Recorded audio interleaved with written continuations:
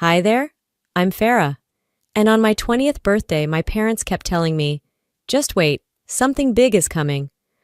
Turns out, it wasn't a party. It wasn't a gift. It was the moment I finally realized I was never really part of this family. For years, they smiled in my face, while taking everything behind my back, my tuition money, my future, even my name on a loan I never signed. They laughed about me when they thought I wasn't listening. They erased me from their will like I was nothing. But the worst part wasn't what they took. It was how long they let me believe I mattered. You think that's the worst of it? Wait until you hear how far they went to make sure I stayed invisible.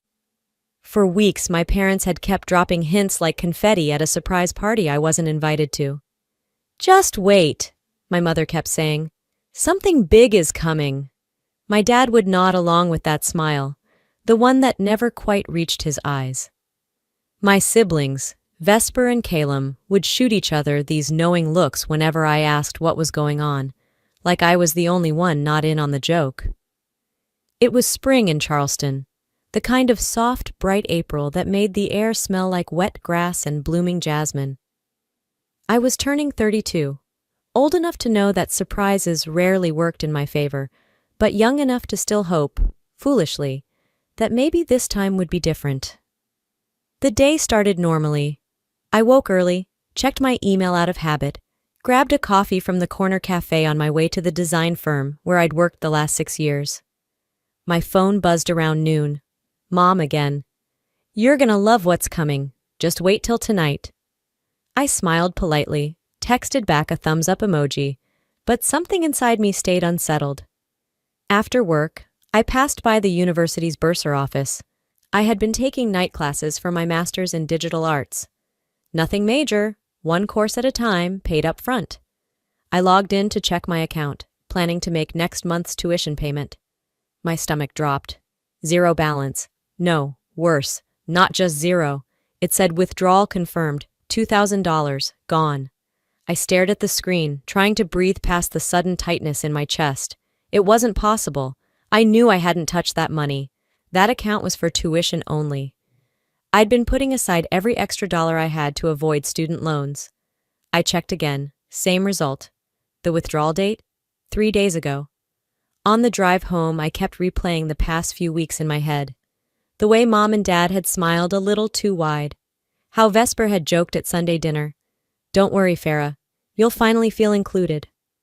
I had laughed then, but now the words crawled under my skin. When I walked through the front door that evening, the house was too quiet.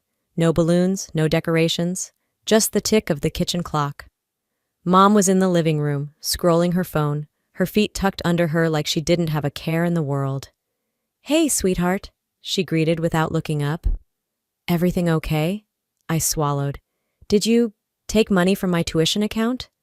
She blinked like I'd asked if she borrowed sugar. Oh, that? Don't worry about it. You'll understand after tonight. Just trust us, okay? Trust. That word hit harder than I expected. I nodded stiffly and went upstairs, locking the door behind me. It wasn't until later, around 9, after dinner and small talk that felt like swallowing broken glass, that I checked my email again. A notification from one of the credit monitoring sites I'd signed up for years ago, mostly to protect myself from phishing scams. Alert. New loan opened in your name. My heart hammered against my ribs as I clicked the link. A personal loan for $7,000. Taken out 4 days ago. Cosigner. Seraphine Duval. My mother. The room tilted. I scrolled through the fine print. My name everywhere. My credit score stamped at the bottom like a joke. She hadn't even told me. I wanted to run downstairs, to scream, to demand how she could possibly think this was okay. But instead, I sat there frozen, staring at the screen, the weight of years pressing down on my chest. This wasn't the first time my parents made decisions for my own good without asking me. But this was theft. Outside, the streetlights flickered on. It was almost 10 now, the hum of cicadas weaving with the distant sound of cars along the harbor. I forced myself to breathe, to think. Instead of storming downstairs, I started gathering everything. Screenshots of the bank withdrawal, the loan document, emails. If they wanted to play games, I would keep score. By midnight, I was staring at the ceiling, the glow of my phone screen fading beside me. That's when it happened. The message. A ping. From Vesper. Make sure she doesn't find out before tomorrow. It'll ruin everything. I stared at it, my heart slowing. The message disappeared a second later, deleted, but not before I saw it. They weren't planning something for me. They were planning something without me. The message wasn't meant for me, but it confirmed my worst fear. I sat there in the dark, the glow from my phone burning into my eyes. That one sentence from Vesper wasn't just a mistake. It was a confession. Proof that whatever my family had been planning wasn't for me. It was about me. Or worse, against me. I didn't sleep that night. I stared at the ceiling until dawn began creeping in, washing the room with that soft, colorless light before sunrise. My mind kept looping the last few weeks, every time they'd smiled a little too much, every vague promise of a big surprise. By 7:30, I had showered, dressed, and opened my laptop. I needed to distract myself, but my hands hovered over the keyboard without typing. My stomach twisted, heavy with something I hadn't wanted to name before. Dread. The ping of another message pulled me back. This time, it wasn't from Vesper. It was from Aunt Celeste, in the family group chat. Make sure you leave early tomorrow. Don't let Farah find out. It'll ruin the trip. The message sat there for 2 full seconds before disappearing. Deleted. But not before I screenshotted it. I stared at the image, the edges of my vision pulsing. So it wasn't just Vesper. It was all of them. My parents, my siblings, even Celeste. Planning a trip without me, whispering behind my back like I was some fragile ornament they'd decided didn't belong on the shelf anymore. My phone buzzed again. Mom, texting like nothing had happened. Morning, honey. Big day tomorrow. Hope you're ready. Ready for what? To be left behind.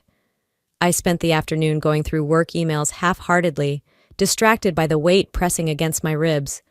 Around 5, I shut my laptop, unable to focus anymore. I needed air, space, something to clear the fog creeping into my chest. I grabbed my jacket and headed out, letting my feet take me through the quiet streets of our neighborhood. Magnolia trees lined the sidewalks, petals scattered like confetti on the pavement. I barely noticed. As the sun began to set, casting gold over the rooftops, I found myself circling back home. My parents' car wasn't in the driveway, which didn't surprise me. They were probably at Celeste's, finalizing whatever betrayal they thought I hadn't caught on to. I almost walked straight to my room, but something stopped me outside the kitchen. Voices. Low, hurried. I leaned closer. Vesper's voice, sharp and familiar. She's not going to find out, don't worry. Then Calum. She's too busy with her boring job to notice anything, and even if she does, well, maybe it's time she learns her place. Vesper laughed, soft but cutting. After this trip, she'll finally get it. We're done pretending. My chest tightened so hard it felt like I couldn't breathe. They weren't just forgetting me. They were erasing me. On purpose. I backed away quietly, careful not to make the floorboards creak. Upstairs, I closed my bedroom door, my fingers shaking as I opened my phone and typed a single sentence into my notes app. They want me gone. I spent the next hour saving everything. The messages, the screenshots, even the timestamp of the conversation I'd overheard. Not because I wanted to confront them yet, but because I needed to remember I wasn't crazy. That night, I lay in bed, staring at the ceiling again. But instead of replaying their words, my mind began piecing together every moment that had led to this. The subtle digs at family dinners, the way my parents always prioritized Vesper and Calum's needs over mine, how they'd told me I was too serious, too sensitive, too much. It wasn't new. It had been happening for years. And tomorrow, my birthday, would be the final proof. But before I could sink fully into sleep, I got up, restless, and walked over to the old bookshelf in the hallway. My fingers ran over the spines until they stopped at a dusty, leather-bound photo album. I hadn't opened it in years. Back in my room, I flipped the cover open, and there it was. A picture I hadn't thought about in over a decade. A forgotten memory I had buried long ago. I turned the page of the album slowly, my fingers brushing over the worn photograph like it might disappear if I moved too fast. In the picture, I couldn't have been older than 5, small, dark-haired, sitting alone on a park bench. My knees scraped, hands folded neatly in my lap. No smile. The memory hit me like cold water, that day at Hampton Park. I had been too young to understand why no one came back for me. We'd gone there for a family picnic. Me, Vesper, Calum, Mom, and Dad. The weather had been warm, the air sticky with spring. They'd packed sandwiches and sodas, and I'd been so excited to spend the afternoon outside. Somewhere between chasing butterflies and climbing the jungle gym, I had wandered off. I remembered sitting down when I got tired, thinking they'd come back any minute. But they didn't. They didn't even realize I was missing. Hours later, a park officer had found me, alone and crying quietly. He brought me home, where Mom opened the door and gasped like she'd seen a ghost. "Oh my God, we didn't even notice. You're so quiet, sweetie. You're like a little shadow sometimes." She'd laughed like it was a joke, brushing it off. Dad had ruffled my hair and said, "You've got to learn to keep up, kiddo." They told the story at family parties for years. How little Farah had vanished for an afternoon because she was too quiet, too serious, too easy to forget. I closed the album gently, like if I slammed it shut, the memory would spill out and drown me. It wasn't the first time they'd forgotten me. It was the first time I'd realized they never even looked. The house was silent around me, the kind of deep silence that presses against your skin. Outside, the streetlights buzzed faintly, throwing soft halos onto the pavement. My phone lay beside me, dark and still. Lying back, I stared at the ceiling again, feeling the weight in my chest growing heavier. That day in the park wasn't an accident. It wasn't a one-off. It was the blueprint. Every missed school recital, every dinner conversation where I faded into the wallpaper, every birthday where they gave Vesper and Calum the spotlight and handed me a candle to hold. It all made sense now. I'd spent years thinking I needed to work harder, speak louder, smile bigger so they'd see me. But tonight, I saw them. I saw who they were, and I saw who I wasn't to them. I sat up, swinging my legs over the side of the bed. My hands moved on their own, grabbing my phone, reopening every screenshot I had saved. The messages, the loan, the missing tuition, Celeste's slip-up, Vesper's deleted text, all of it. Each one another breadcrumb in a trail I could no longer ignore. The clock on my nightstand blinked 2:13 a.m. I should have been asleep, resting before the so-called big day my family kept promising me. Instead, I was wide awake, my mind sharper than it had been in years. I wasn't going to play along anymore. I wouldn't wait for their surprise. I would prepare for it. Downstairs, the faint murmur of voices drifted up the staircase. I glanced at the clock again. It was too late for casual conversation. I crept to my door, easing it open just a crack. Laughter floated up from the living room. Familiar, casual, but tinged with something else. Something mean. I could hear Mom's voice, light and sweet. "She's always been a little slow, you know. Never quite caught on." Vesper's laugh followed. "That's why tomorrow will be so much fun. She'll finally get the message." A chair scraped against the hardwood floor. Calum's voice, quieter but unmistakable. "She won't see it coming. She never does." The words hit harder than anything else so far. They weren't laughing about something funny. They were laughing about me.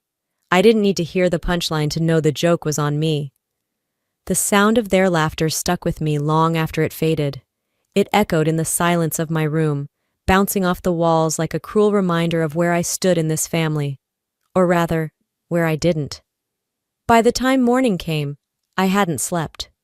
I drifted between restless thoughts and stiff resentment, the weight of their words pressing down harder than the pillow beneath my head. The day crawled by with unbearable normalcy. My parents moved around the house like nothing had happened, like they hadn't been laughing about me the night before.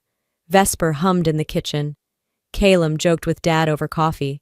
Mom asked if I wanted pancakes, smiling like everything was fine. I almost wanted to scream.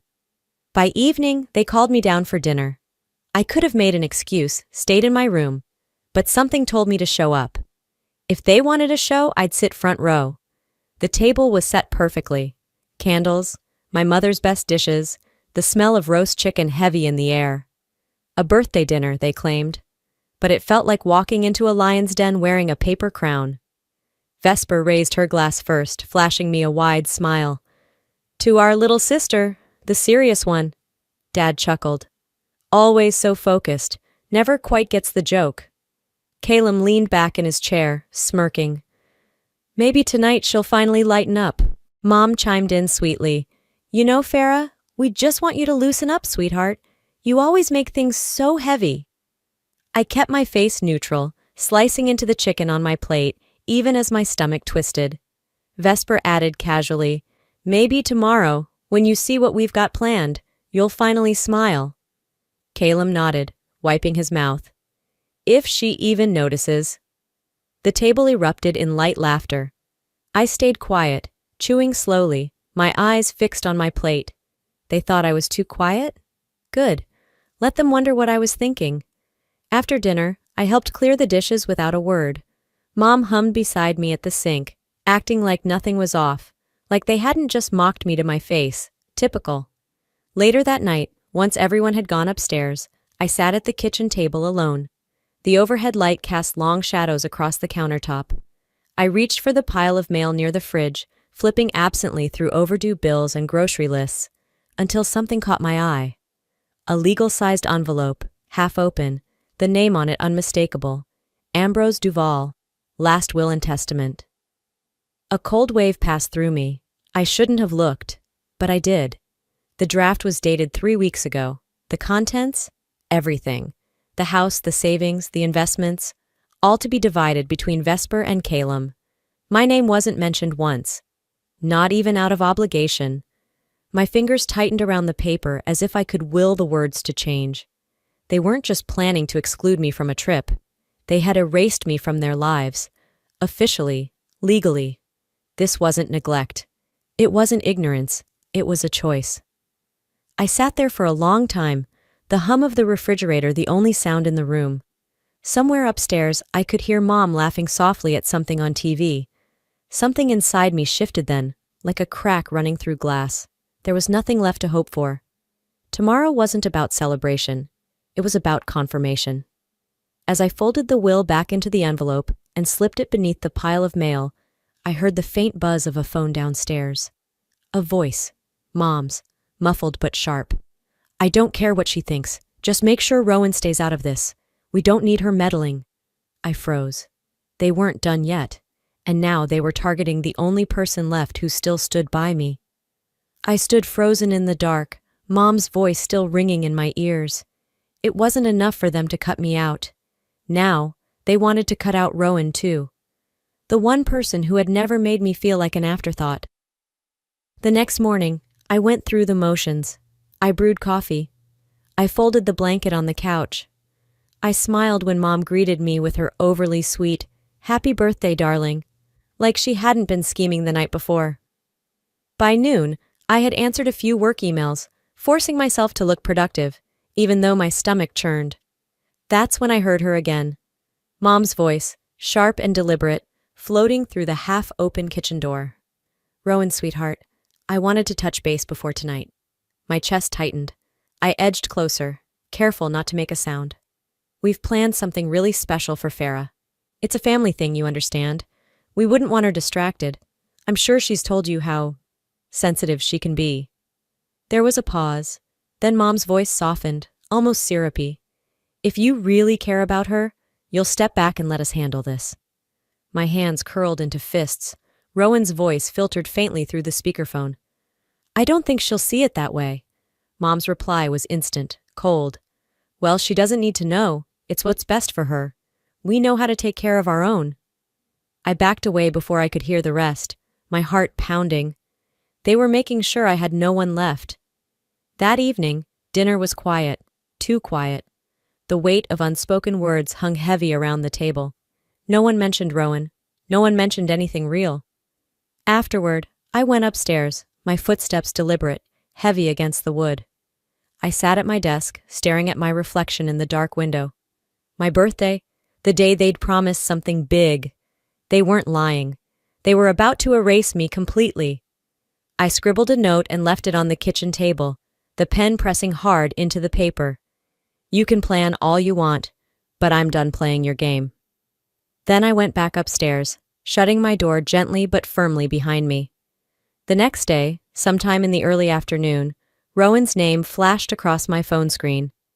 Your mom called me, her text read. Said you'd be busy tonight with family. I didn't want to make things harder for you. Let me know when you want to talk. My throat tightened. I stared at the message, my thumb hovering over the keyboard. I didn't reply. I couldn't drag her into this any further. The afternoon dragged on, each hour crawling slower than the last. I watched the clock hit 5, then 6, the weight of everything pressing against my chest. The house was too quiet. By 7, I was curled up on my bed, the day nearly done, the silence louder than any celebration they could have planned. That's when my phone buzzed again, a new notification, and when I saw what it was, I knew. This was it, the final push I needed. I grabbed my phone without thinking, thumb swiping across the screen. The notification glowed like a flare in the dark. A photo, posted by Vesper. I tapped it open, and there it was, the final knife in my back. My family, standing on a sunlit beach, all of them. Mom in her favorite sundress, Dad grinning like he hadn't spent the last month tearing me apart. Vesper, flawless as always, her arms slung casually around Caleb's shoulders. Even Aunt Celeste in the background holding a cocktail. The caption hit harder than the image. Finally, a family getaway. No negativity, just fun. #family time, #freedom. Beneath it, a comment from Vesper. Good thing Farah won't notice. She's too boring anyway. I stared at the screen, my stomach twisting. The timestamp on the post? Yesterday. The day before my birthday. The day they all promised to make special. My throat tightened as I swiped through the rest of Vesper's feed.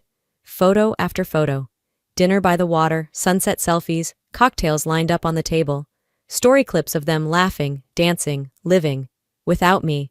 They hadn't just left me out. They'd planned this. They'd stolen my tuition money, lied to my face, and spent it on a trip. A celebration of freedom from me. My fingers hovered over the phone, trembling. For a moment, I wanted to throw it across the room, to scream, to let the rage spill out of me like wildfire. But I didn't. Instead, I set it down carefully and walked to the window. Outside, the Charleston streets were still and quiet, the occasional car passing by in the distance. The same streets I'd walked 1,000 times, trying to find my place in a family that never wanted me. I sat down at my desk, pulled my laptop toward me, and opened the folder I'd been building. Screenshots, bank statements, messages, the loan paperwork with my name tied to it. Everything. Piece by piece, I laid it out like a puzzle, the picture finally clear. They hadn't just forgotten me. They had erased me, intentionally, methodically, and tonight, they had made it public. I stopped crying somewhere between saving the last screenshot and renaming the folder, Receipts. The clock read 9:37 p.m. when I finally sat back. My room was dark except for the glow of my screen, my phone still lying face down on the bed. I wasn't sad anymore. I wasn't even angry. I was done. Done letting them decide my worth. Done playing the quiet daughter, the afterthought, the joke. The sound of the front door slamming downstairs startled me. Footsteps moved quickly across the hardwood floor, muffled voices sharp and frantic. I reached for my phone just as another notification lit up the screen. A message, but not from them, from Rowan. And when I read it, I realized their attack wasn't over. This time they were going after the only person I had left. The message from Rowan was short, but it knocked the air out of me. Your mom called me. She told me to leave you alone. She said I'm making everything worse, that I'm a bad influence. Farah, she said if I keep texting you, she'll make sure I lose my scholarship. I read it 3 times before the words finally sank in. They'd threatened her. They hadn't just tried to shut me out. Now they were coming for the only person left who cared about me. My phone slipped from my hand onto the bed as I sat frozen, the weight of their cruelty settling heavy in my chest. It wasn't enough for them to cut me out. They wanted to cut me off, make sure I had no one, nowhere to turn. For a long moment I didn't move. Then something inside me snapped. I stood up, pacing my room like my skin was too tight. Their laughter, their lies, the will, the fake smiles, the beach photos, it all swirled in my head like a storm. And now they were trying to ruin Rowan's life too. I wouldn't let them. I stormed downstairs without thinking, needing to move, needing to breathe. The house was quiet. Too quiet. I passed the kitchen, my eyes catching something out of place on the counter.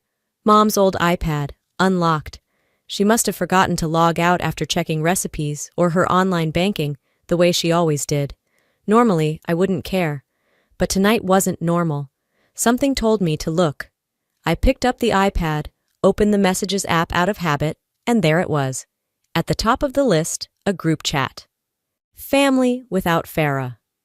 My heart stopped. I tapped it open, and what I found nearly buckled my knees.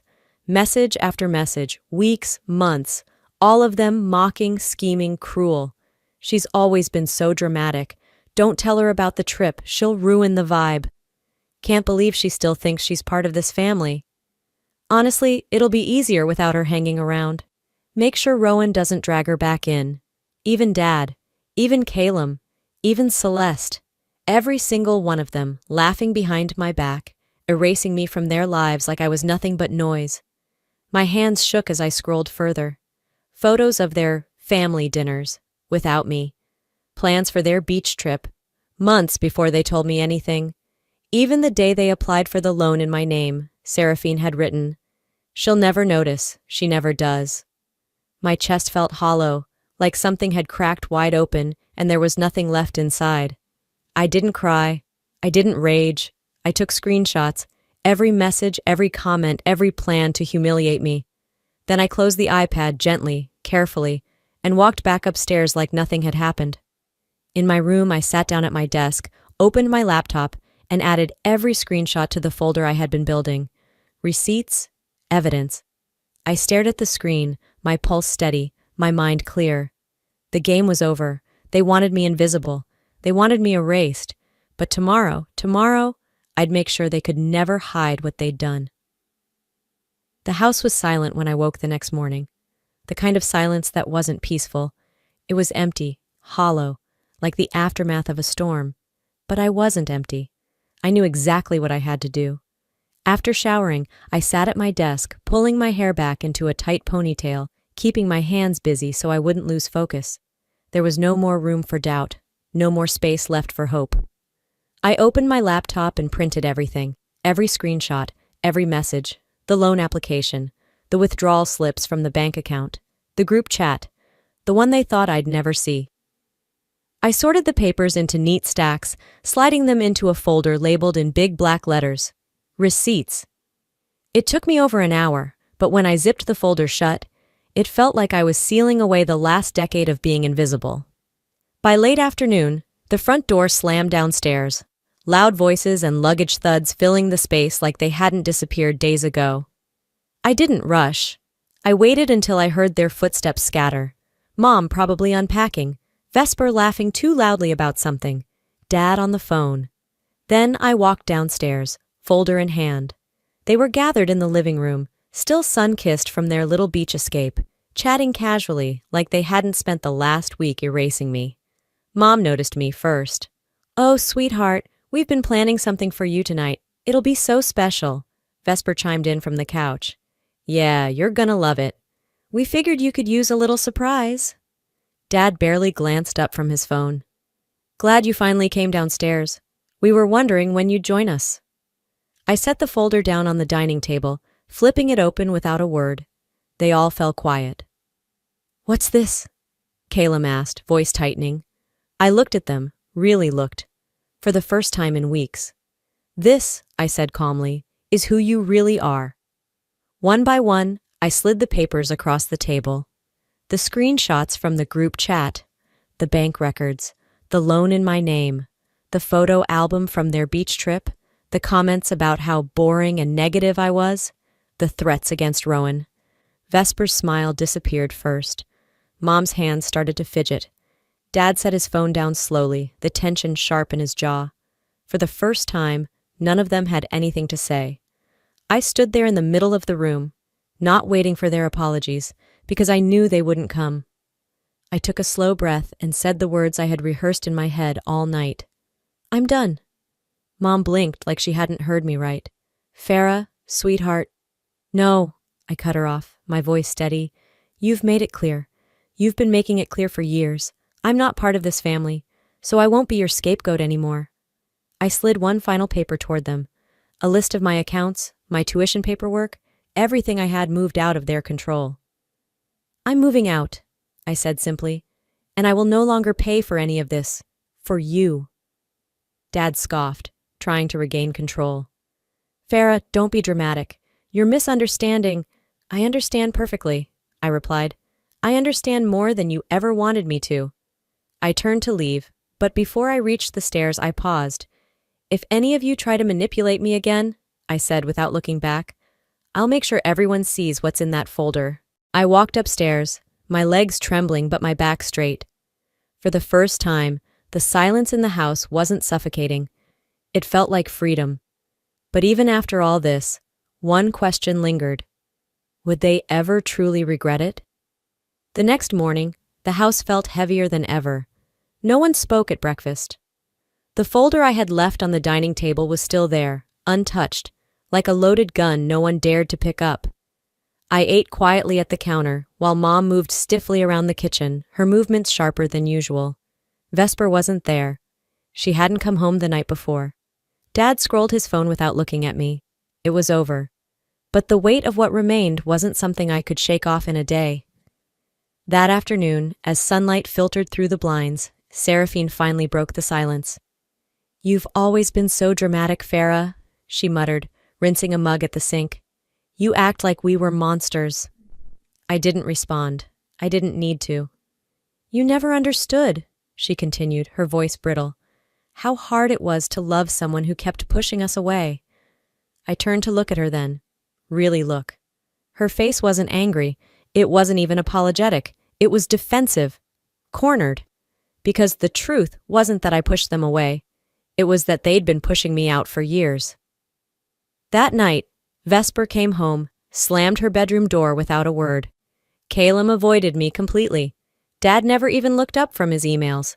Not one of them apologized. Not one. 2 days later, I walked out of that house for good. With Rowan's help, I signed a lease on a tiny one-bedroom apartment not far from campus. It wasn't much. Cracked linoleum floors, outdated cabinets. But it was mine. Every box I unpacked felt like peeling away another layer of who they told me I was. Invisible. Forgettable. A footnote. Not anymore. When I filed to remove my parents as financial guardians, Seraphine called twice. I didn't pick up. Her last voicemail was short. You'll regret this. But I didn't. Instead, I shared my story anonymously on a student forum. Not the financial details, not the lawsuits that had already started brewing behind the scenes. Just the simple truth. Sometimes, the people who say they love you will also be the ones who erase you. And you don't owe them your silence. I never expected the flood of replies. Students, strangers, even professors who wrote, I've been there. You're not alone. It didn't fix everything. But it reminded me that I wasn't broken. The fallout came fast after that. The university launched an investigation into the misuse of my tuition funds. Seraphine's name appeared in formal reports. Identity fraud, financial misconduct. Dad's business partners quietly backed away once the whispers reached them. Clients stopped calling. Vesper vanished from social media. Calum never said a word. Months passed. Spring melted into summer, the heat settling heavy over Charleston's streets. One Saturday, I found myself walking past the old city park. The one where, years ago, they had forgotten me on a bench and laughed about it afterward like it was nothing. I paused at the entrance, watching the kids on the swings, the parents chatting on benches. That forgotten version of me, small, scared, waiting, wasn't here anymore. They tried to erase me, but I've never seen myself clearer. As I turned to leave, my phone buzzed in my pocket. A new message, not from them. It was from Rowan. Check your mailbox, I left something for you. I smiled. Small, real, because life always writes new chapters, even after the worst ones. Before I close this chapter, let me tell you something. Not as the girl who was forgotten on her 20th birthday, but as someone who finally stopped waiting for people to see her worth. If there's one thing I've learned from all of this, it's that sometimes the people who are supposed to love you the most will be the ones who hurt you the deepest. But their choices don't define who you are. You do. You are not invisible. You are not too much, too quiet, too serious, too anything. You are exactly enough, and you don't need anyone's permission to exist fully, to stand up for yourself, to rewrite your story. Family isn't always who you share blood with. Sometimes, family is who shows up when everyone else leaves. So now I want to hear from you. Have you ever felt like the outsider in your own home? Have you ever had to walk away from people you thought would always be there?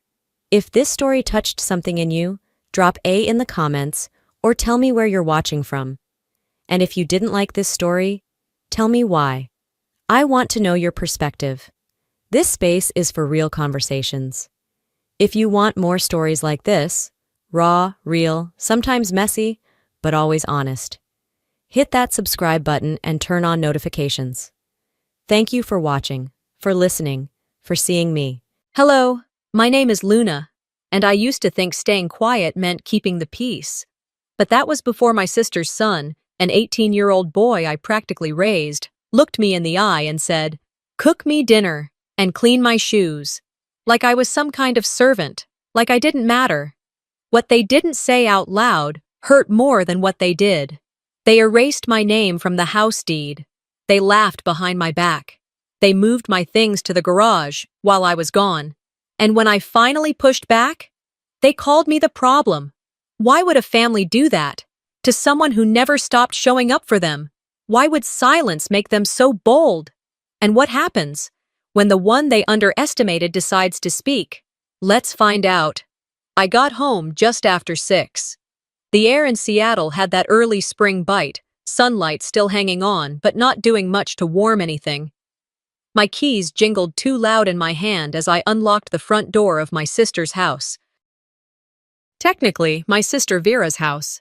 That distinction mattered more to her than to anyone else. The familiar sound of the microwave buzzing greeted me first. Then the faint scent of reheated takeout, Thai, maybe Chinese, floated in. The kitchen was spotless, like always. Vera liked her granite counters clear and her floors clean enough to reflect your regrets. I slipped off my shoes and padded toward the dining nook. Just as I was setting my bag down, I heard him. "Hey, you're back," Jared's voice carried from the living room. He didn't get up. Of course not. I turned toward him, already bracing for whatever small, self-absorbed comment he was about to throw my way. But what came next made me pause. "Cook me dinner. And while you're at it, clean my shoes. They're muddy," he said without even turning his head from the video game in front of him. He didn't say please. He didn't even make eye contact, just barked it out like a bored teenager speaking to staff. For a moment, I didn't move. I felt the words hang in the air like cigarette smoke, offensive and lingering. I wanted to laugh, maybe even shout, but instead, I stood frozen. My hands were still on the straps of my bag. He wasn't joking. That much was clear. I stared at him, his socked feet resting on the armrest, the remote dangling loosely from one hand.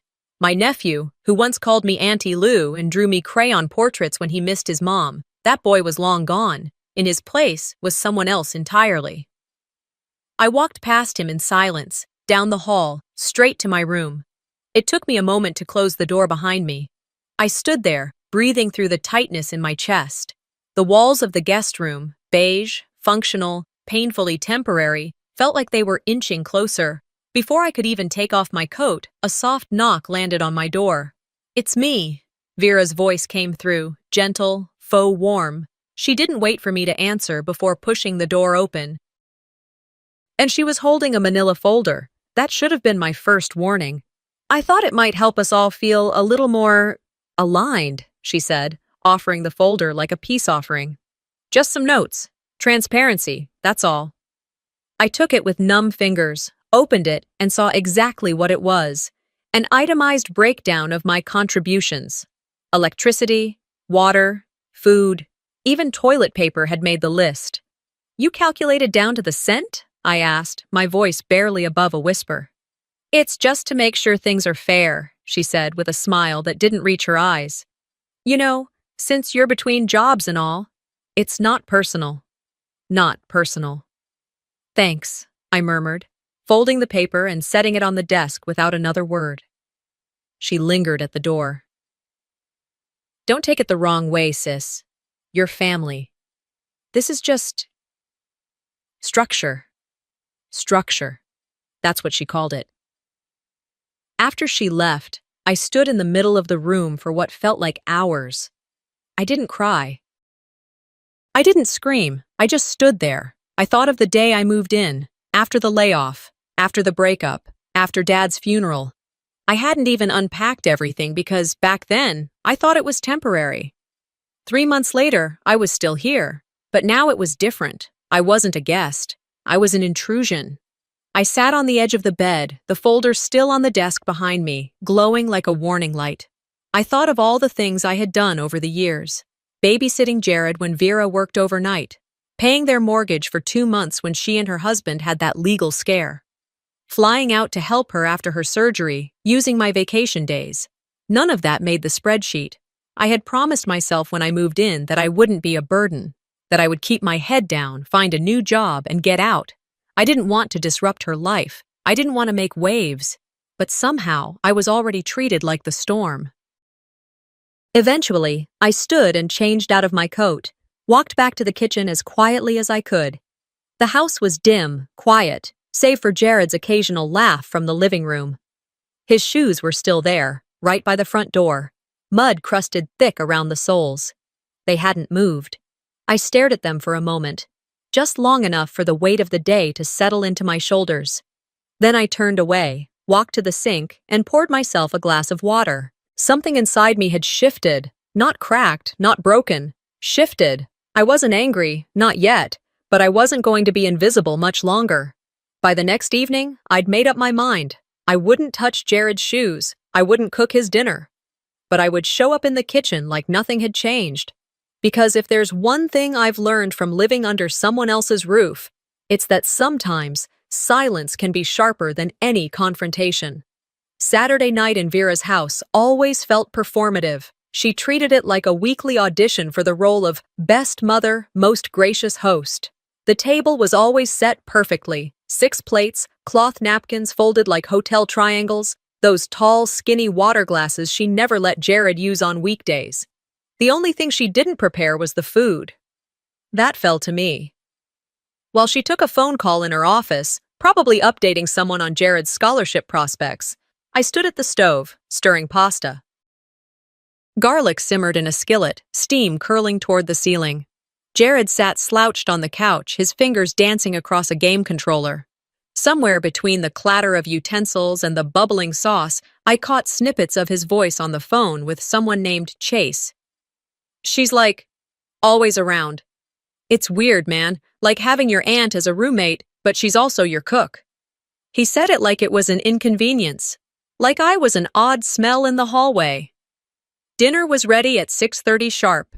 Vera swept in, just as I was setting the last bowl down. She smiled like she'd been there the whole time. Jared's 2 friends showed up minutes later, loud, hungry, not bothering with introductions. No one asked who made the meal. No one thanked me. We sat, 5 of us now. The conversation bounced around, college talk, sports, some new viral video I hadn't seen. I kept quiet. That was my role, the quiet provider, the extra seat.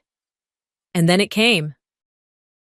Jared leaned back in his chair, waved his fork toward me, and said, "This is my Aunt Luna. Think of her as our resident housemaid." They laughed, all of them. Even Vera smiled, the corners of her mouth twitching in amusement like she didn't want to look too proud of her son's humor. But she was. I sat there, holding a glass of water, my knuckles aching with how hard I gripped the stem. I didn't say a word, didn't make a scene. But inside, something crawled across my chest and latched on. They didn't see the years I sat with Jared through asthma attacks. The nights I came straight from work to pick him up when Vera couldn't. They saw a woman in the corner of their kitchen who didn't belong.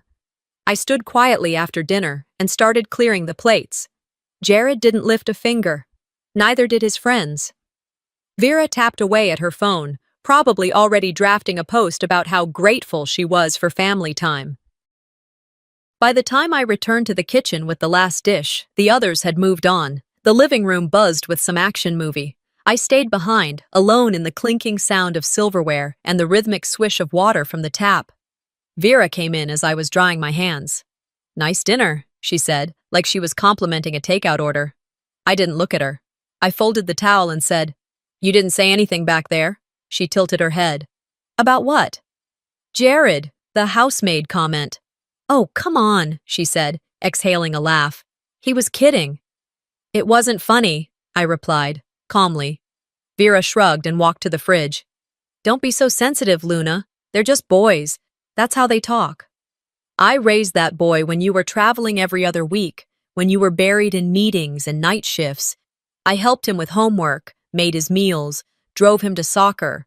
And this is what I get?" She turned slowly. Her face softened, not with sympathy, but with the smug patience of someone preparing to deliver a condescending truth.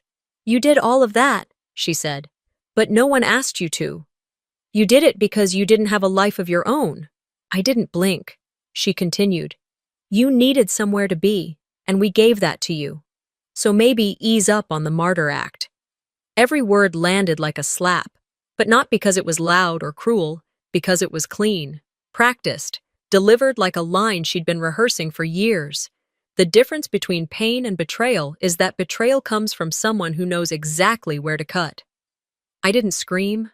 I didn't cry. I turned to the sink, rinsed the last plate, and dried it slowly. My hand trembled once, but I clenched it into a fist and steadied myself. On the surface, I did nothing. But something inside me snapped into focus. I realized at that moment that Vera wasn't going to change. And Jared wasn't going to see the truth unless someone forced him to. I set the plate down carefully on the rack. No sound, no drama, but in my mind, a switch flipped. And from that moment on, I was done pretending I belonged in a place that only tolerated my usefulness. That was the last time I told myself I could survive this with silence. The next week passed in a fog. I didn't sleep right.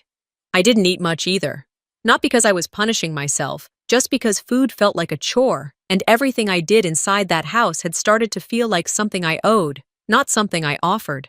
Saturday came with soft gray skies and the faint promise of rain that never delivered. I'd been meaning to sort through my tax files, mainly to see if I could claim unemployment benefits for the spring. Vera was out grocery shopping, and Jared was, as usual, camped in front of the TV with headphones in. I figured it was the perfect window to dig through the old filing cabinet in Vera's office. I stepped inside quietly.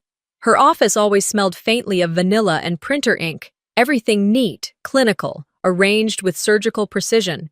It didn't feel like a room where you solved problems. It felt like a room where you buried them under labels and folders. I opened the drawer marked Home Docs, flipping through tabs. Mortgage, HOA letters, insurance. There it was, property paperwork. I needed to verify something from 3 years ago, back when I helped her refinance the house. I remembered distinctly that we'd agreed to list me as a co-contributor, not co-owner, but enough to reflect my investment. I didn't want anything fancy, just acknowledgement. I pulled the file out, but what I found wasn't the same paperwork. There was a revised document, neatly tucked in the middle, dated 6 months ago. My name was gone. No mention, no reference, not even a line saying the agreement had been updated. Just Vera, sole owner. I stared at it, reading the lines again and again, like my name might reappear if I squinted hard enough. The edges of the paper trembled in my grip. I didn't say anything right away. I walked out, quietly closed the office door, and sat in the kitchen, holding that document on my lap. The clock ticked too loudly on the wall. I must have sat there for 20 minutes before Vera came back in, carrying a bouquet of tulips and a smug smile. "Those better not be from the office drawer," she said lightly, nodding to the paper in my hand. I didn't blink. "You changed it." She set the flowers down, not even pretending to be surprised. "Luna, come on. You don't have income right now. No bank would have approved your name on anything long-term. It was a formality, a placeholder." I felt my jaw tighten, but my voice stayed steady. It wasn't a placeholder to me. Vera sighed, brushing her hair behind her ear like she was exhausted by my existence. Look, you've done a lot, but let's be honest, you're not in a place to be managing property. This is still my home. That last sentence stung in ways I couldn't explain, not because it wasn't technically true, but because of the way she needed to say it, like I was being reminded not to get too comfortable. I nodded once, slow and deliberate. Got it. She hesitated, maybe expecting more. Maybe hoping I'd cry or protest so she could wear her concerned face and call it a misunderstanding, but I didn't give her the satisfaction. By afternoon, the house had transformed. Vera was hosting Jared's birthday barbecue, another suburban spectacle designed to impress neighbors and stroke her own sense of control. Balloons, brisket, bottles of wine lined up on the patio table. She had even hired a part-time server to help keep things moving smoothly. But not once did she ask me to join the prep. Not even a passing comment about setting the table. Fine by me. Guests started arriving around 4.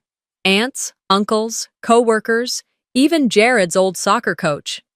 I slipped on a cardigan and wandered outside, mostly because staying in my room felt like hiding. I wasn't hiding anymore. The backyard buzzed with laughter and polite clinking of wine glasses. I found a quiet corner near the hydrangeas and stood there sipping iced tea, watching people pass by like I was a ghost. No one said much to me, save for an occasional polite nod. What caught my eye was the photo display. Vera had strung a clothesline across the garden arch and clipped Polaroids, framed shots, glossy prints, all Jared. His birthdays, his achievements, his milestones. There was one with him holding a science fair trophy, another in his little league uniform, Vera and Jared hugging after a school play, even a baby picture of him with their dog, Max. But not one of me. Not a single photograph showed me standing with him. No framed memory of those nights I fed him soup when he had strep throat. No evidence that I was there during the hardest year of his life, when Vera was divorcing and working double shifts and I picked him up from school every day. Not even a candid, just absence. And that hurt more than anything Jared had ever said, because this wasn't a joke. This was deliberate. A visual erasure. I whispered to no one in particular. Even ghosts leave shadows. I left none. Someone passed behind me, laughing too loudly. I stepped aside. Later, Vera made a toast. She stood on the patio step, holding a wine glass, beaming like a pageant queen. To my brilliant son, she said, who has always been the light of my life. I watched Jared beam at her like a kid who'd never broken anything in his life, who'd never raised his voice or mocked the person who kept him fed when his mom was gone. People applauded. I didn't. I just stood there, quiet as always, but my silence had started to feel different. Not weak, not scared, just charged. After the party wound down and guests began to leave, I found myself back in the living room. The photos were being boxed up. Vera was off laughing with someone on the phone. Jared was in his room. I walked over to the table with the photo frames and paused in front of the biggest one. Jared at age 7, holding a ribbon, Vera crouching beside him. I reached out and gently tilted the frame forward so Jared's face disappeared under glare. No one saw me do it, but it felt like a scream in a room full of whispers. I didn't wait for someone to notice. That was the first step. After tipping the frame at the barbecue, I didn't storm off. I didn't cry. I didn't even say a word. I helped stack chairs. I said goodnight to the guests. I smiled when Vera made one last toast. But inside, a part of me had flipped, and it wasn't going back.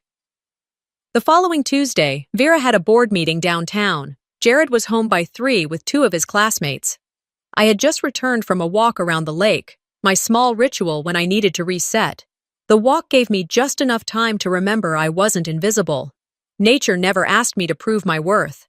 I came in through the side door, wiping my shoes on the mat, when I heard laughter coming from the living room. They weren't watching TV. This was the kind of laughter that came from stories told too loud, for the sake of being overheard. I stepped inside the hallway just far enough to hear it. "She's kind of like our live-in housekeeper," Jared said, chuckling. "Except we don't actually pay her." The others laughed. One of the boys added, "That's wild. I could never live like that. My mom would flip." Still laughing, Jared replied, "Nah, she's chill. She doesn't really have anywhere else to go." They didn't know I was in the hallway, but I knew enough now to understand that being unseen was their assumption, not my reality. I didn't walk in. I didn't correct them. I just turned around, walked to the kitchen, and put the groceries away like nothing happened. That night, I skipped dinner. I stayed in my room, sipped lukewarm tea, and organized my notes, old resumes, bookmarked jobs, cover letters I hadn't had the energy to finish. I made a plan, not one I would share, but one that would become my scaffolding. The next morning, Jared didn't say anything about the night before. Neither did I. But he left his dishes in the sink again, spaghetti sauce hardened to the edge of the plate. I cleaned it, not out of submission, but because it was easier than dealing with the conversation it would trigger. By late afternoon, he was coughing in the hallway, dragging himself from the bathroom with red eyes and a sweaty forehead. I wasn't heartless. Despite everything, my first instinct was still to help. I found the thermometer, handed him Tylenol, and set up a cold compress. I even started boiling water for a ginger garlic broth, something our father used to make when we were little. As I stirred the pot, Vera came home. She kicked off her heels and walked into the kitchen, frowning at the smell. "What is that?" I didn't turn around. "Soup. Jared's running a fever." She walked closer and sniffed. "Is that ginger? Garlic? Luna? We don't do folk remedies. This isn't 1985. I stirred once more, slower this time. "No," I said quietly. "It's much colder now." She didn't catch the meaning. Or maybe she did, but she wasn't the type to admit when someone else was making a point. "Well," she muttered, walking off, "don't let the smell linger. I've got guests coming Thursday." That evening, I ate alone in the sunroom. Jared stayed in bed. Vera had wine and hummus while watching some political drama on Netflix, pretending our house wasn't quietly bleeding respect from every corner. Before bed, I walked over to the fridge, where Vera kept a whiteboard titled Weekly Chores. My name had been written in blue marker under dinner, Tuesday, Thursday. I picked up the eraser and wiped it off. Then I pulled out a sticky note from the drawer and wrote, "Housemaids get paid." I'm not one. I didn't sign it. I stuck it next to the chore chart and went to bed. The note was gone the next morning. The board had been wiped clean, rewritten. My name was absent. That was something. The rest of the week passed without incident, which in this house meant no one acknowledged the shift. Jared recovered by Friday and went out with his friends. Vera didn't mention the soup again, but I noticed she used some of it the next day to make risotto. She didn't say thank you. Saturday night came, and I found myself once again cleaning up the kitchen, not because it was expected, but because I needed the space cleared. Vera came in, holding a half-empty wine glass. "You're quiet lately," she said. "I've had a lot on my mind." She leaned against the counter. "You're not still upset about that chore chart thing, are you?" I wiped the counter once more, slow and deliberate. "I'm not upset. I'm paying attention." She sipped, watching me. "You've always been sensitive." I smiled, setting the rag aside. "No, I've just stopped accepting explanations that only benefit the people giving them." That one hit. She didn't respond. I walked to my room without saying goodnight. That night, for the first time since moving in, I locked my door, not because I feared anything, just because I needed the click of that lock to say what words wouldn't. 2 days after locking my door for the first time, I learned what Vera truly thought of me, and she didn't even bother saying it to my face. That morning, I stepped out back to water the small herb pots I'd planted along the edge of the fence. It had been raining overnight, but the soil was dry under the overhang, and I didn't trust Seattle's skies to follow through with their threats anymore. I was crouched near the rosemary when I heard her voice float over the lattice. She was talking to our neighbor, Janice, the one with the perfect hedges and the judgmental dog. "Oh, Luna," Vera said, her voice syrupy. "She's staying with us for a bit. Poor thing's just figuring things out. No real direction yet." Janice murmured something polite. I couldn't make it out. But it didn't matter. That one sentence had already pressed a full-body flush of heat through my chest. I stayed hidden behind the tomato planter until the conversation ended. When I stood up, I didn't go back into the house. I walked to the edge of the fence and stared at the spot where Vera had stood just minutes earlier, still hearing her words echo between my ribs. Direction? I had one. She just erased the map and told everyone I never held the compass. Back inside, the air was still. Jared wasn't up yet, and Vera had already left for work. I paced the kitchen for a moment, then sat down with my old spiral-bound notebook, the one I used to keep job leads, grocery lists, and scribbled affirmations I never truly believed. This time, I opened to a blank page and wrote in capital letters across the top, "What I pay for." And I started listing everything: weekly groceries, toilet paper, toothpaste, Tylenol, the new broom in the closet, even the little light bulbs I'd replaced in the hallway. I didn't do it to keep score. I did it to prove to myself that I hadn't disappeared. That evening, I went to the store like I usually did. I had a list, clipped coupons, and Vera's grocery card she insisted I use for family items only. I hadn't tested the limit before, but I was about to find out where the line really was. At checkout, my items scanned without issue until the final beep. The total displayed, and I slid the card across. Declined. I tried again. Declined. The cashier smiled apologetically. "Do you have another card, ma'am?" No, I didn't. I stepped aside, pretending I'd forgotten something, left the cart behind, drove home in silence. The second I walked into the kitchen, Vera was there. She looked up from her laptop, wine glass half full beside her, like she'd been waiting for this. I held the empty grocery bag in one hand. "You shut off the card?" She shrugged. "I just adjusted some permissions. You're not contributing financially right now. We have to be mindful of our spending." There it was, the corporate tone she used at work. The HR-approved language to tell someone they were being phased out. I didn't respond. I turned and walked out of the kitchen, upstairs, and into my room. 10 minutes later, I came back down, calm. She was still at the counter, now scrolling on her phone. I leaned against the fridge and spoke without raising my voice. "Keep treating me like a stray, and I'll stop acting like family." She didn't look up, just chuckled, like I was a child having a tantrum. "Oh, Luna. You're just in a mood. Maybe take a walk, clear your head." I didn't reply. I didn't blink. I just watched her for a moment, then left. But something settled deep inside me that night. Not pain, not anger, precision. I went into the guest room, my room, for however long that lasted, and pulled out the notebook again. Added a new page. "Things to remember," I wrote at the top. And below that, Jared's joke in front of his friends, Vera's comment about no real direction, declined grocery card, no thanks for the soup, photo wall without me. When the list reached the bottom of the page, I turned it over and started again. I wasn't collecting grievances, I was archiving truth. Later that night, I opened my phone and went to the family group chat, Vera, Jared, and me. Mostly it was filled with reminders from Vera and an occasional meme Jared forwarded without context. Nothing meaningful. I didn't say anything. I didn't leave a message. I simply pressed, leave group. No explanation. Just gone. Sometimes, silence is the only language left to people who've been edited out of every other sentence. I didn't say a word that morning, even after I saw the message. I had just poured my coffee, letting it sit on the windowsill of my room while I glanced at my phone.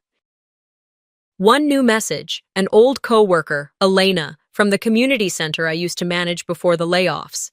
The text read, "Hey, this is your nephew, right? I saw this floating on Reddit. Thought you should know."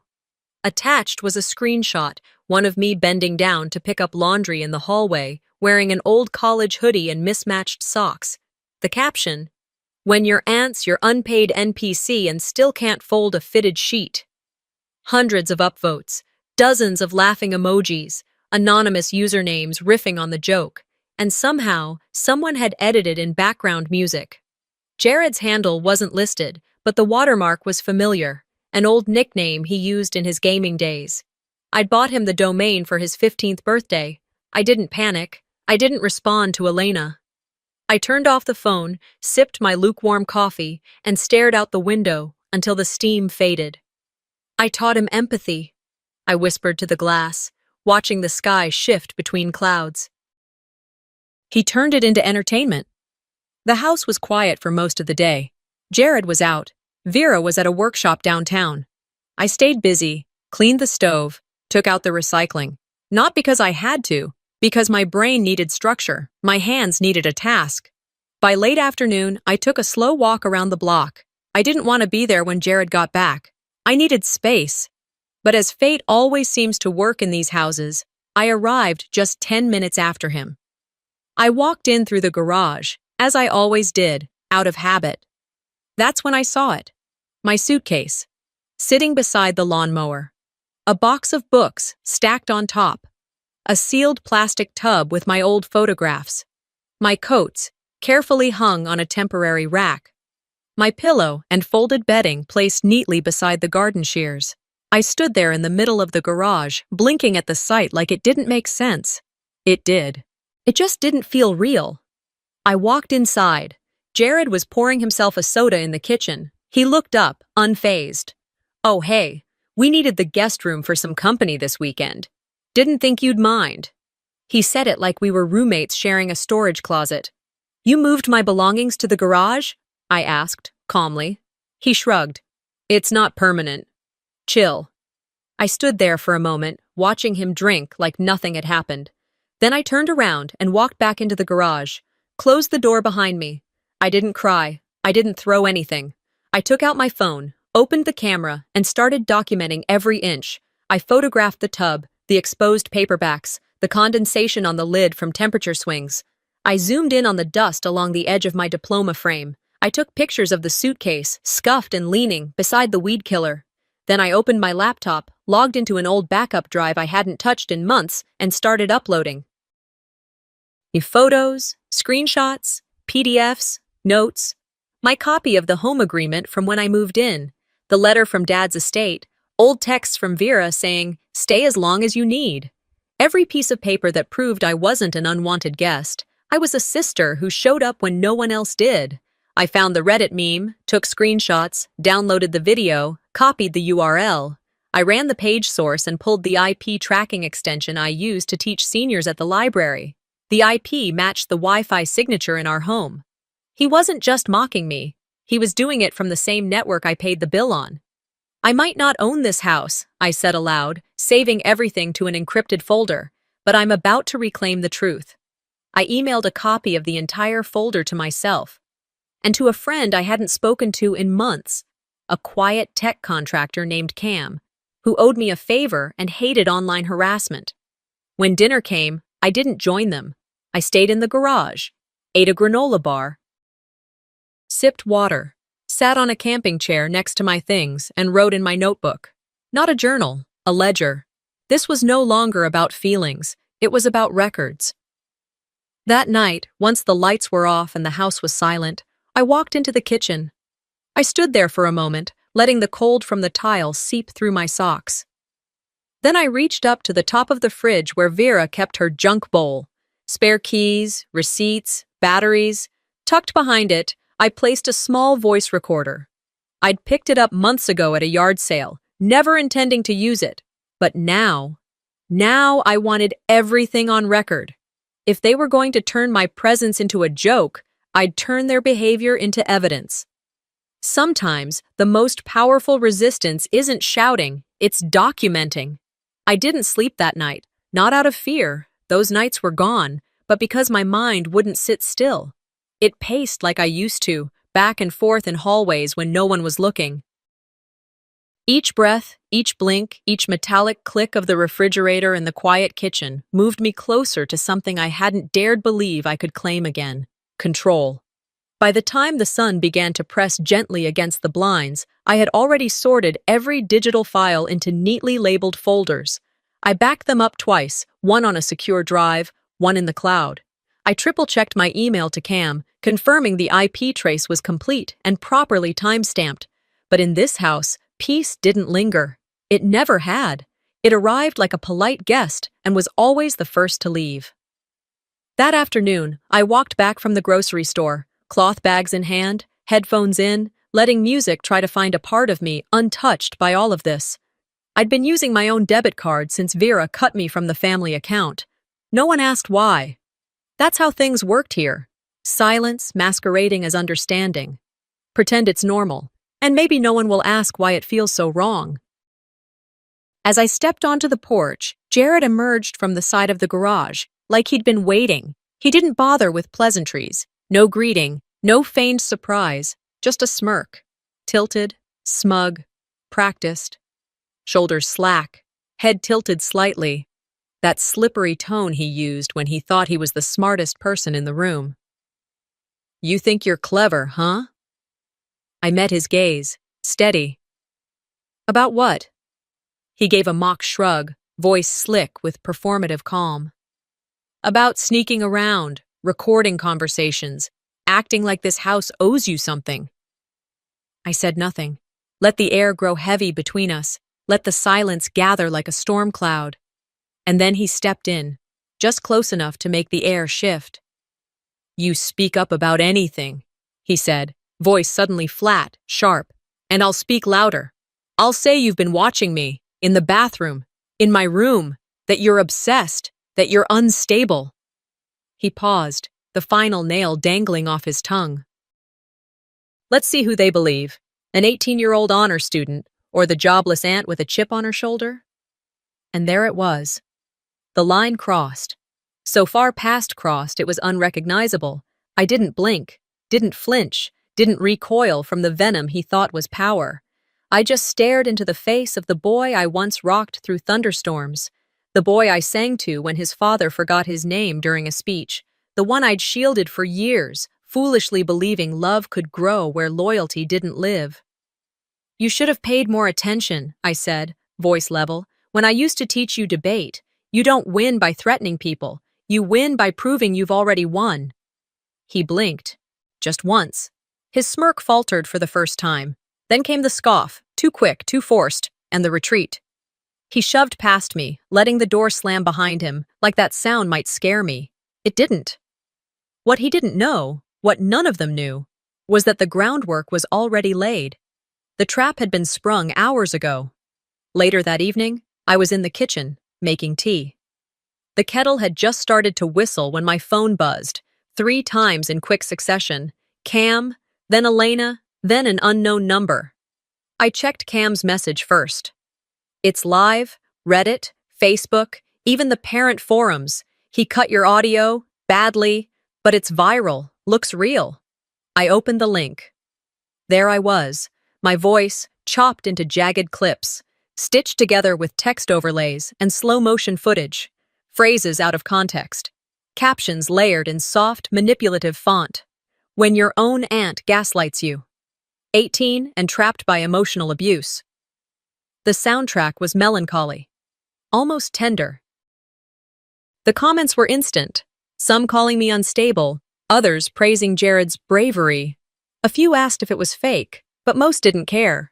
They wanted drama, not truth. I wasn't angry, I was disappointed at the performance, at the lack of imagination. When Vera returned that night, it was like watching a match hit dry leaves. She came storming into the kitchen, phone gripped in one hand like it might melt from the heat in her palm. "What is this?" she demanded, voice high, face flushed. I didn't turn from the kettle. "What the hell is this, Luna?" I turned. "You should ask your son. He says you emotionally abused him, that you've been manipulating him for years, that you isolated him from the family. And you believed him?" "I didn't say that. You didn't have to." She stared at me, the phone shaking in her hand, breathing shallow, calculating, cornered but not yet aware of it. That's when I said it, quiet, steady. "I have proof." "What?" "I have proof." Every message, every edited video, the original post he deleted, the IP trace, the bank records, the lawyer's emails, the spreadsheet you gave me, the recordings, all of it, dated, organized. She didn't move, so I let the silence land. "You think I've been quiet because I was afraid." I stepped toward her. "But I was quiet because I was preparing." Her eyes darted, trying to find an escape. "What are you going to do?" "I'm not going to do anything." I walked past her into the living room. "I've already done it." I opened my laptop, reached for the envelope I had set out that morning. Thick, white, labeled inside. Everything, color printouts, screenshots, audio transcripts, transaction logs, every instance of verbal abuse, digital manipulation, financial exploitation, all compiled, tidy, unignorable. I handed it to her. "You have 48 hours," I said. "Before this gets sent to his university, the school board, the online harassment task force, and the legal team that investigates fabricated abuse claims." She didn't take it, so I set it on the table between us. She stared. Her mouth opened, then closed, her mind, always calculating, now stumbling for the first time in years. I walked away, down the hall. She followed. "You wouldn't. You're not that cruel." I turned back. Met her gaze. "I'm not cruel." A breath. "I'm just done." The morning of the dinner came wrapped in sunshine and nerves. I woke up earlier than usual, not because I needed to, but because sleep had already grown tired of circling my restless thoughts. I sat on the edge of my mattress for a few minutes, staring at the closet that now held less than half of what it did a month ago. The rest was still in the garage. I dressed simply. Navy blouse, soft slacks, nothing dramatic. I didn't need flair tonight. I needed facts. By mid-afternoon, the house transformed. Caterers came and went, Vera directing them like a conductor in a pressed silk blouse and tailored pants. She'd even hired a local student string quartet to play softly in the corner of the living room. The lights were dimmed just enough to feel curated. The dinner table stretched with silver-rimmed plates and name cards, yes, actual name cards, for 12 guests. I spotted mine at the far end of the table. Luna Braddock. No aunt. No sister. Just Luna. Like I was a business partner, not someone who helped raise the boy she was about to parade in front of his college representative. Jared, for his part, had perfected his mask. He wore a crisp white button-up, hair combed, smile calibrated to hover between charming and modest. I watched him out of the corner of my eye as he shook hands, said thank you too enthusiastically, and threw glances at Vera for approval like a dog expecting a treat. Lazaro arrived just before 6, quiet and deliberate as always. He handed me a small envelope beneath the table, an extra copy of everything I'd compiled, just in case. I slipped it into my purse and nodded once. No words passed between us. They didn't need to. As guests arrived, Vera's coworkers, a few family members from out of town, Jared's college admissions liaison, it felt like the oxygen changed, like the house had rehearsed for this moment. Everything staged, everything clean, everything smiling. I stayed quiet. All through appetizers, I listened. All through small talk about internships and summer programs, I sipped my water. All through Jared's carefully humble stories about community service, I kept my hands folded in my lap. Until dessert was served, until Vera stood, glass in hand, and tapped it gently with the back of a fork. "Tonight," she began, her voice velvet smooth, "we celebrate a young man who has consistently exceeded expectations. Jared, you've made us so proud." There was light applause. Even the quartet paused. She smiled and added, "And of course, none of this would be possible without the love and support of family." My cue. I stood. At first, no one noticed. But then I picked up the stack of manila folders from beneath my chair and began walking around the table, placing one in front of each guest. Lazaro took his without a word. The college rep blinked in confusion. Vera stiffened. "What is this?" she asked, her voice no longer velvet. "Documentation," I said softly, placing the last folder in front of Jared. I returned to my seat, straightened my back, and folded my hands again. "Inside, you'll find several things," I began, voice steady, eyes scanning the room. 1. Screenshots of a meme posted online mocking me. The caption calls me an unpaid NPC. 2. Audio files of Jared referring to me as a housemaid in front of his friends. 3.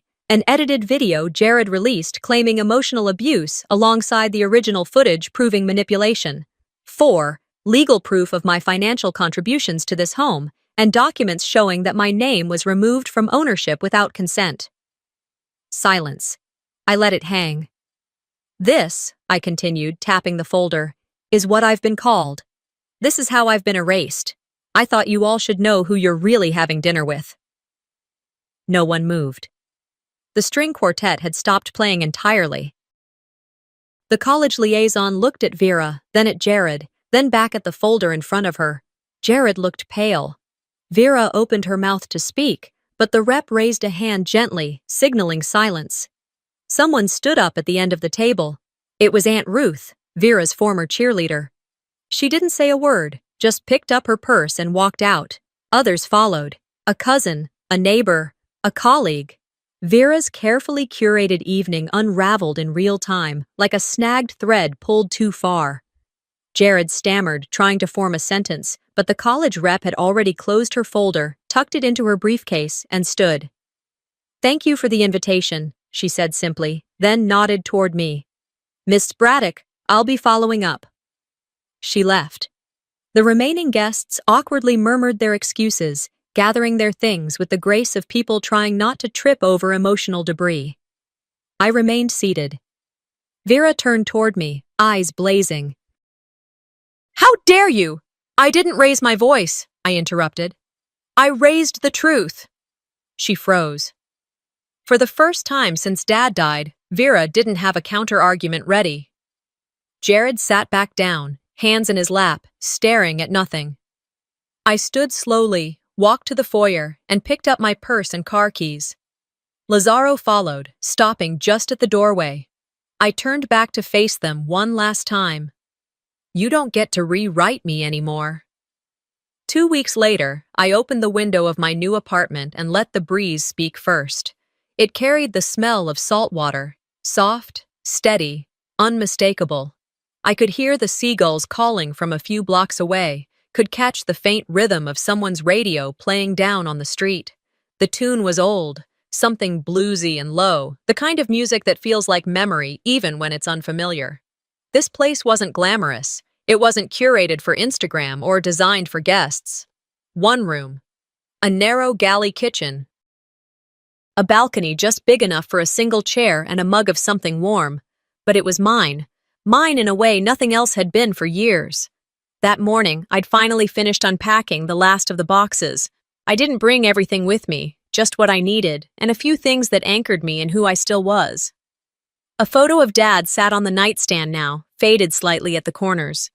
It was from his last birthday, his smile easy and eyes bright, holding a slice of chocolate cake with his name scrawled in uneven frosting.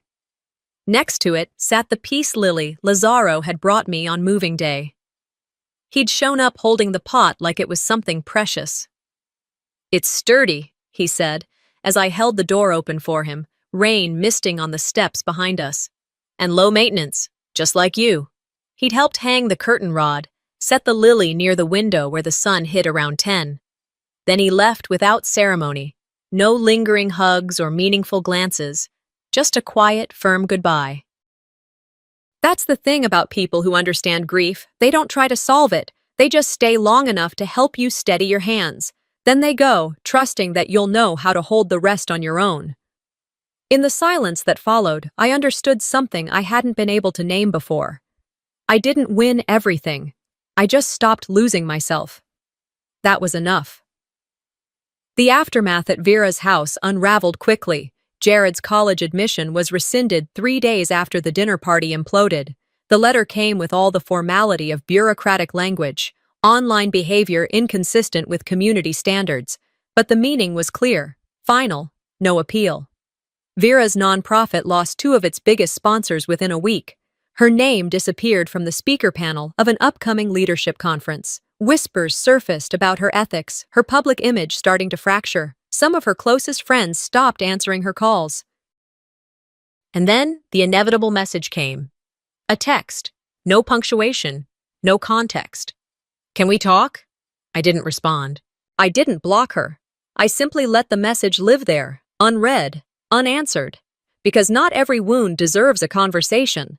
Some people expect forgiveness to be a reward for survival. But the truth is, sometimes survival is its own form of forgiveness. Toward yourself. And that is more than enough. Some might say I should have forgiven her. That family is family. that history carries weight and blood is thicker than bruises. But I don't think those people have ever sat across a table being erased, word by word.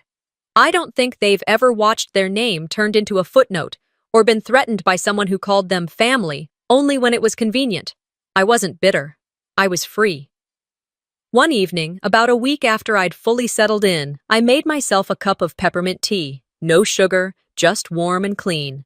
I took it to the balcony and sat down wrapped in a shawl Dad had given me years ago. The air had that early spring quality, brisk enough to raise goosebumps, but soft enough to stay outside just a little longer. Below, a couple walked their dog, a golden retriever with a red bandana. Across the street, someone watered their potted succulents with slow, deliberate care. The ordinariness of it all felt sacred. The world, it turns out, doesn't pause when you choose peace. It keeps spinning. That's the gift. I didn't post about my move, didn't share a photo of the new apartment. I didn't issue an announcement or explain my absence from Jared's life or why I no longer returned Vera's calls. I didn't owe that kind of closure. Not to them. I sat with the silence, and for once it didn't ask anything of me. It didn't stretch toward explanation. It didn't twist into loneliness. It just was, whole, present. My phone buzzed once, the screen lighting up with an unfamiliar number. I didn't answer. I didn't even tilt the screen toward me. I just let it ring out, then turned the phone over, screen down on the windowsill. It wasn't avoidance. It was choice. Later that night, I opened a new journal.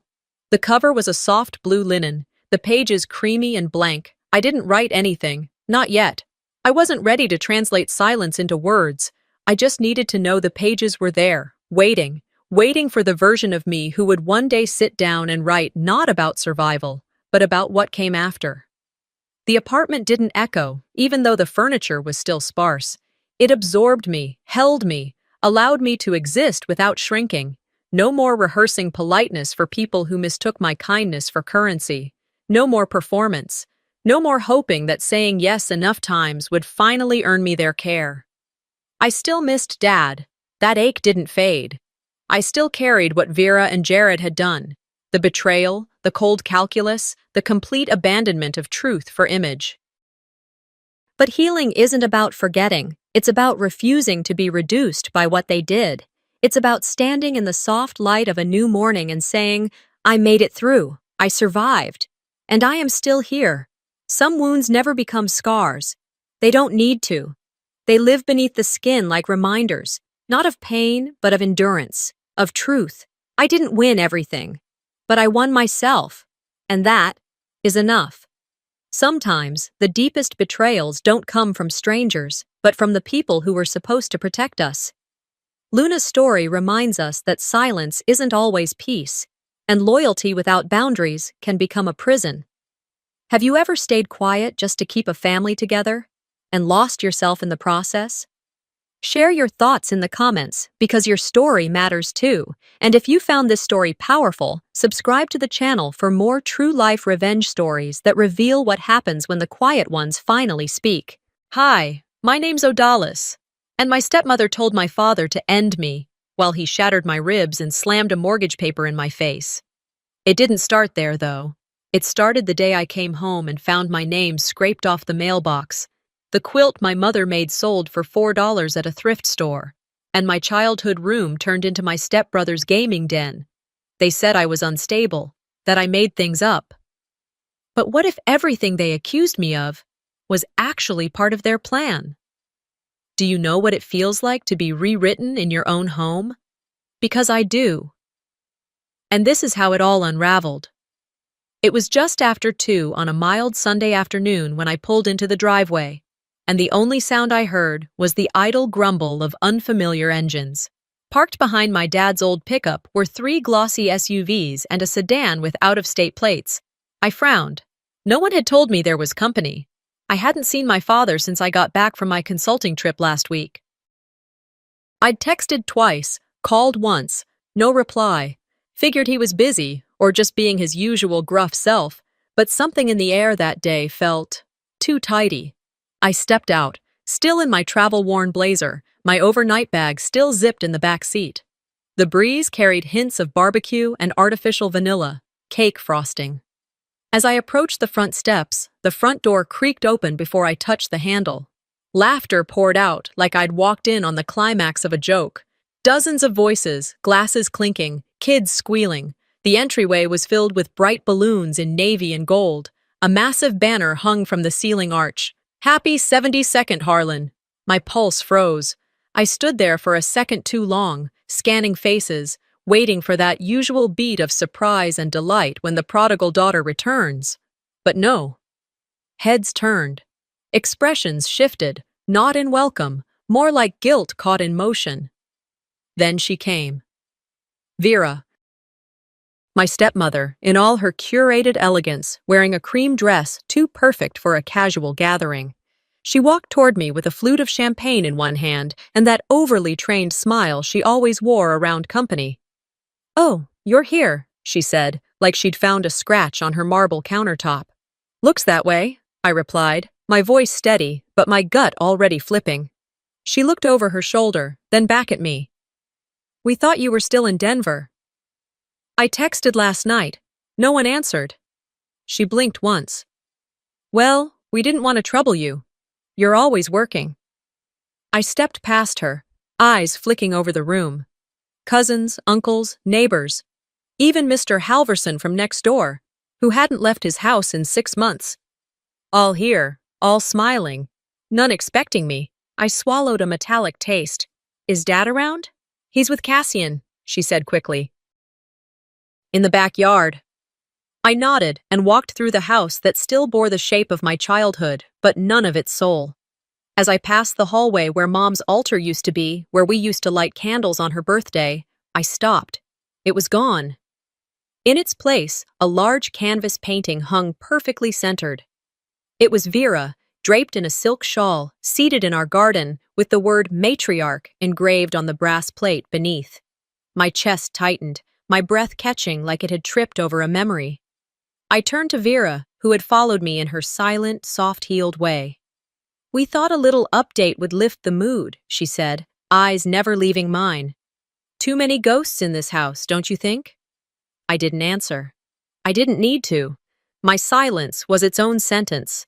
I turned back, eyes locked on the empty space where my mother's photo once stood for over 2 decades, a space now occupied by curated lies. Moving into the living room, I floated like a ghost. A woman with no place in the house she helped clean, whose name was now treated like dust. No one offered me cake, no one asked where I'd been. They just talked louder, laughed harder, as if to muffle the weight of my presence. Near the fireplace, a family photo was being arranged. My father stood stiffly in the center, one arm around Cassian, Vera's son. Vera adjusted her pearl necklace and smiled into the camera. I paused near the doorway, not intruding, just watching. The photographer, a local teen they hired often, looked toward me hesitantly. Vera leaned over and whispered, not quietly enough, "No need to wait for Odalis. She always hated pictures." Click. Just like that, the shutter captured the moment. Not just the photo, but the truth. I was no longer part of this bloodline. Not really. I slipped out before the cake was cut, out the back door, where the lights didn't reach. The air was cool, shadows stretching across the lawn like fingers. I walked to the garage, our old garage, where Dad and I used to spend weekends sanding wood, fixing loose shelves, working in companionable silence. The old bench was still there, weathered, sturdy, forgotten. I sat down, staring at the dust-dappled floor. My hand trembled over my phone. I opened my messages. No new ones, no missed calls, not even from my father. They hadn't just excluded me. They'd restructured the entire narrative, without me.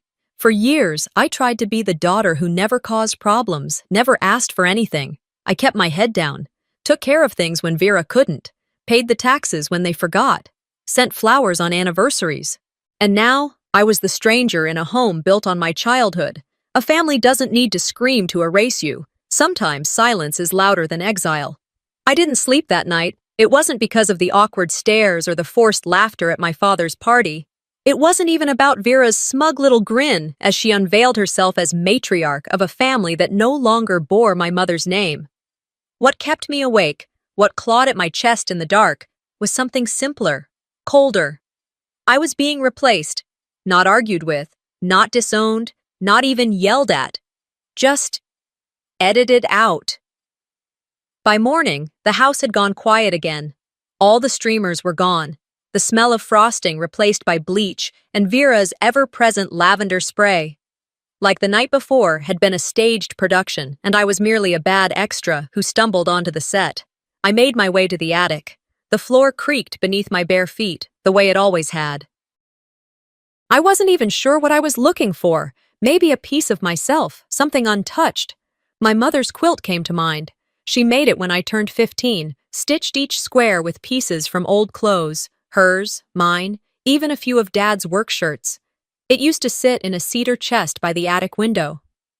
The chest was still there, same brass latch, same scent of time and dust.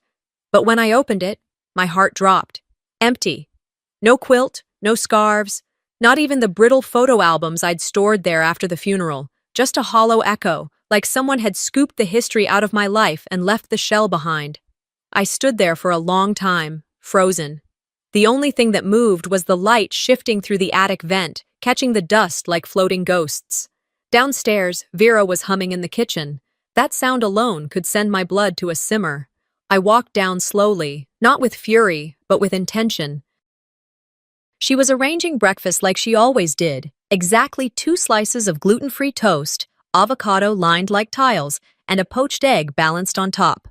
For herself, of course. There was no plate for my dad. Or for me.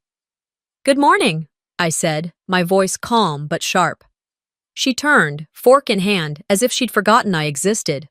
"Oh, didn't expect you up so early." I didn't give her the satisfaction of a response. "Do you know what happened to the cedar chest in the attic?" Her eyes flickered, just briefly. Then came the smile, that practiced, benign, condescending smile. "Which one?" "You know which one." She shrugged, dabbing at the corner of her mouth with a linen napkin. "We had a charity pickup a few weeks ago. Some local church was taking donations for their rummage sale. I went through some of the storage items, things that looked unused. You weren't using them. They were just gathering dust." "You gave away Mom's quilt?" "Odalis," she said, voice thick with fabricated concern. "I thought you would have taken anything important with you when you moved out. You're a grown woman. Surely you didn't expect us to keep every scrap of fabric lying around." She turned back to her toast, slicing through it as if we were talking about expired cans in the pantry. I didn't say another word. I grabbed my keys, slipped on my sneakers, and walked straight to the one place no one ever expected me to go. The thrift store on 6th and Maple was a small, faded building with flickering lights and a volunteer cashier who always wore headphones. I'd passed it 1,000 times without looking inside. Today, I marched in like a woman on a mission. 3 aisles in, under a rack labeled Vintage Finds, I saw it, the quilt, folded carelessly, priced at $4. A sticker slapped on the corner like it was just another outdated blanket nobody wanted. I picked it up slowly, running my fingers along the threadbare square of my mom's old garden dress, the one she wore every spring to plant tulips. My thumb brushed over the navy patch from Dad's uniform shirt. She had stitched it like a badge of honor back then. A memory I didn't know I still remembered until I felt it in my hands. I didn't cry.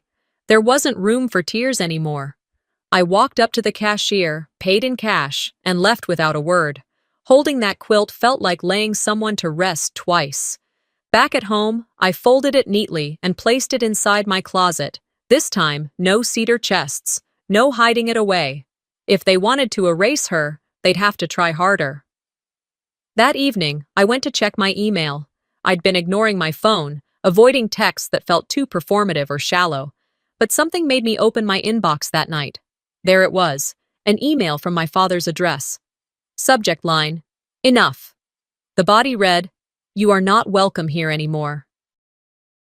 Don't contact me again." I froze. I reread it twice. The punctuation was too clean, the tone too cold. It didn't sound like my dad.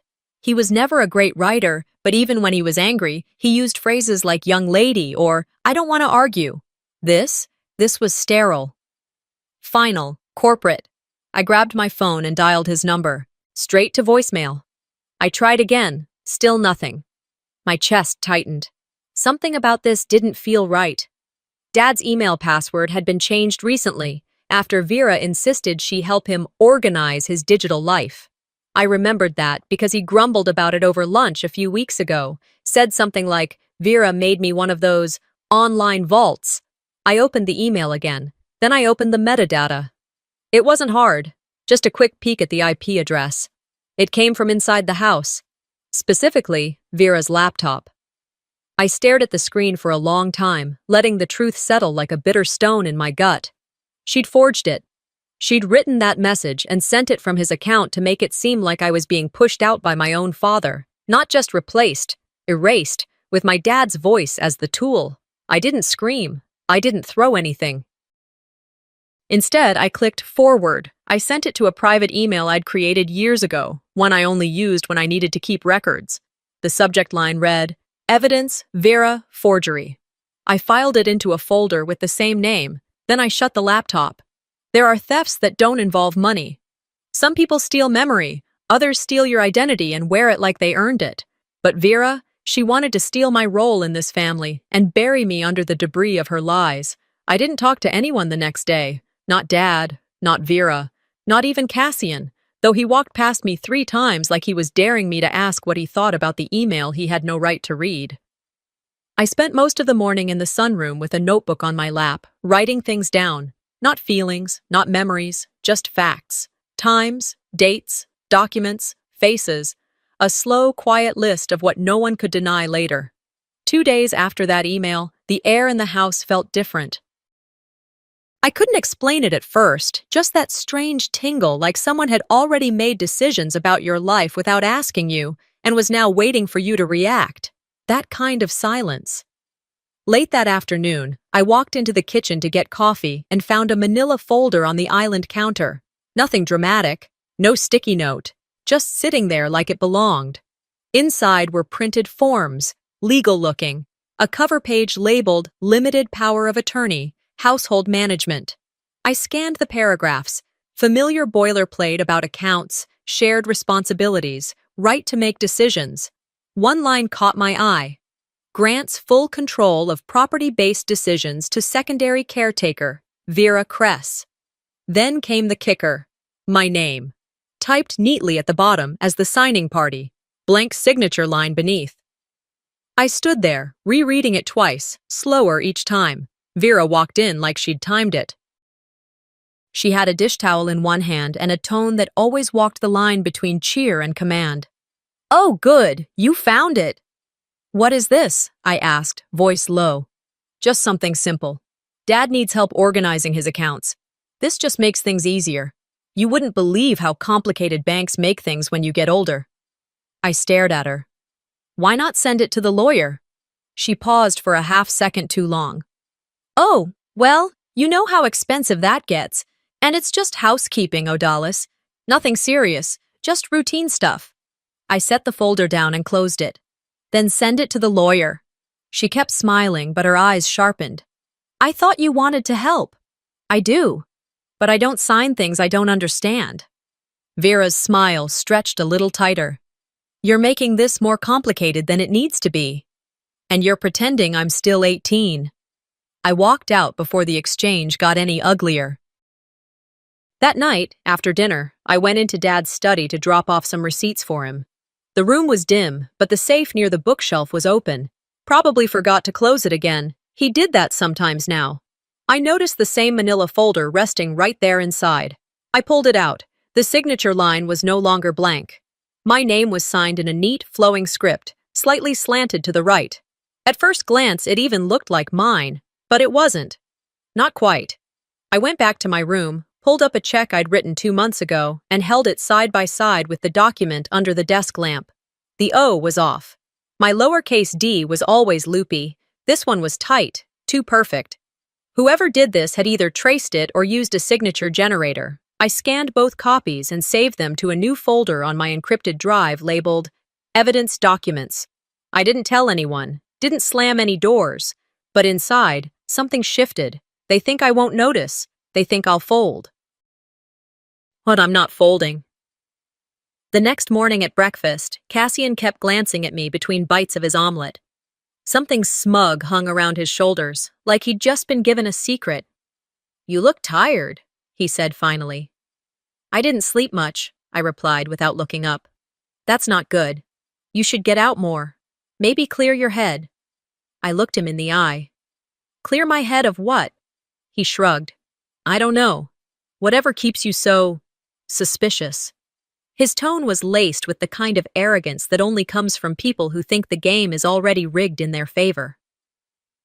Later that afternoon, I went into the living room to dust my mother's bookshelf, one of the few things Vera hadn't managed to replace yet.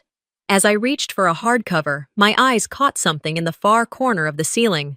A small black dome, no bigger than a lemon, but smooth, dark, and humming with quiet electricity. I backed away slowly, heart rising. I followed the track of the baseboards, the corners of each room. 3 more. All discreet, all recently installed. One in the hallway, one in the dining room, another facing the front door. I didn't need to ask who put them there. I knew. Cassian had been fixing the Wi-Fi all last week. I went back to my room, pulled out my old laptop, and used a simple IP scanner. The camera feeds weren't encrypted well. Amateur setup. Cassian probably thought I wouldn't even notice them. Within 15 minutes, I was watching myself on screen. The footage showed me walking through the house, pacing. A 5-minute clip where I muttered under my breath in the hallway, visibly upset, most likely after reading that forged email. Another clip, spliced together from different times, made it look like I was talking to myself for hours. There was no context. No audio logs before or after, just pieces of a narrative being assembled in someone else's hands. They weren't just watching me. They were crafting a version of me for someone else to see. I downloaded every file, logged the dates, times, and file names, backed them up to 3 different encrypted locations. I didn't confront him, didn't go storming down the hall like some TV drama scene. Instead, I went to the store, bought a high-speed external drive, and labeled it with a piece of masking tape, Theater. That night, I sat at my desk and looked through every frame of every video. They wanted a show, fine. Now they'd get a record. By the end of the week, I had stopped expecting to feel safe inside my own skin. Not in this house, not around these people. Every time I walked into a room, it felt like the air had already made up its mind about me, like the walls themselves had been told what to think. It started on a Friday morning.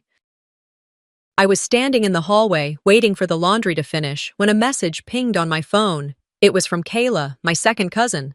We hadn't spoken in months, and I almost ignored it. But curiosity got the better of me. It was a screenshot, blurry but readable. A private Facebook group chat titled Family Circle. At least a dozen participants. The usual suspects, cousins, spouses, Vera. At the top of the screen was a meme, a photo of a woman with wild hair yelling into a void, captioned, "When you think you're the main character, but you're just the family headache." Underneath it, my name, tagged. My chest went still. My thumbs hovered above the screen as my eyes scanned the replies. Cassian. At least she didn't throw a tantrum this time. Then came the laughing emojis. Heart reacts. Comments like, "Classic Odalis," and "Some people really love their drama."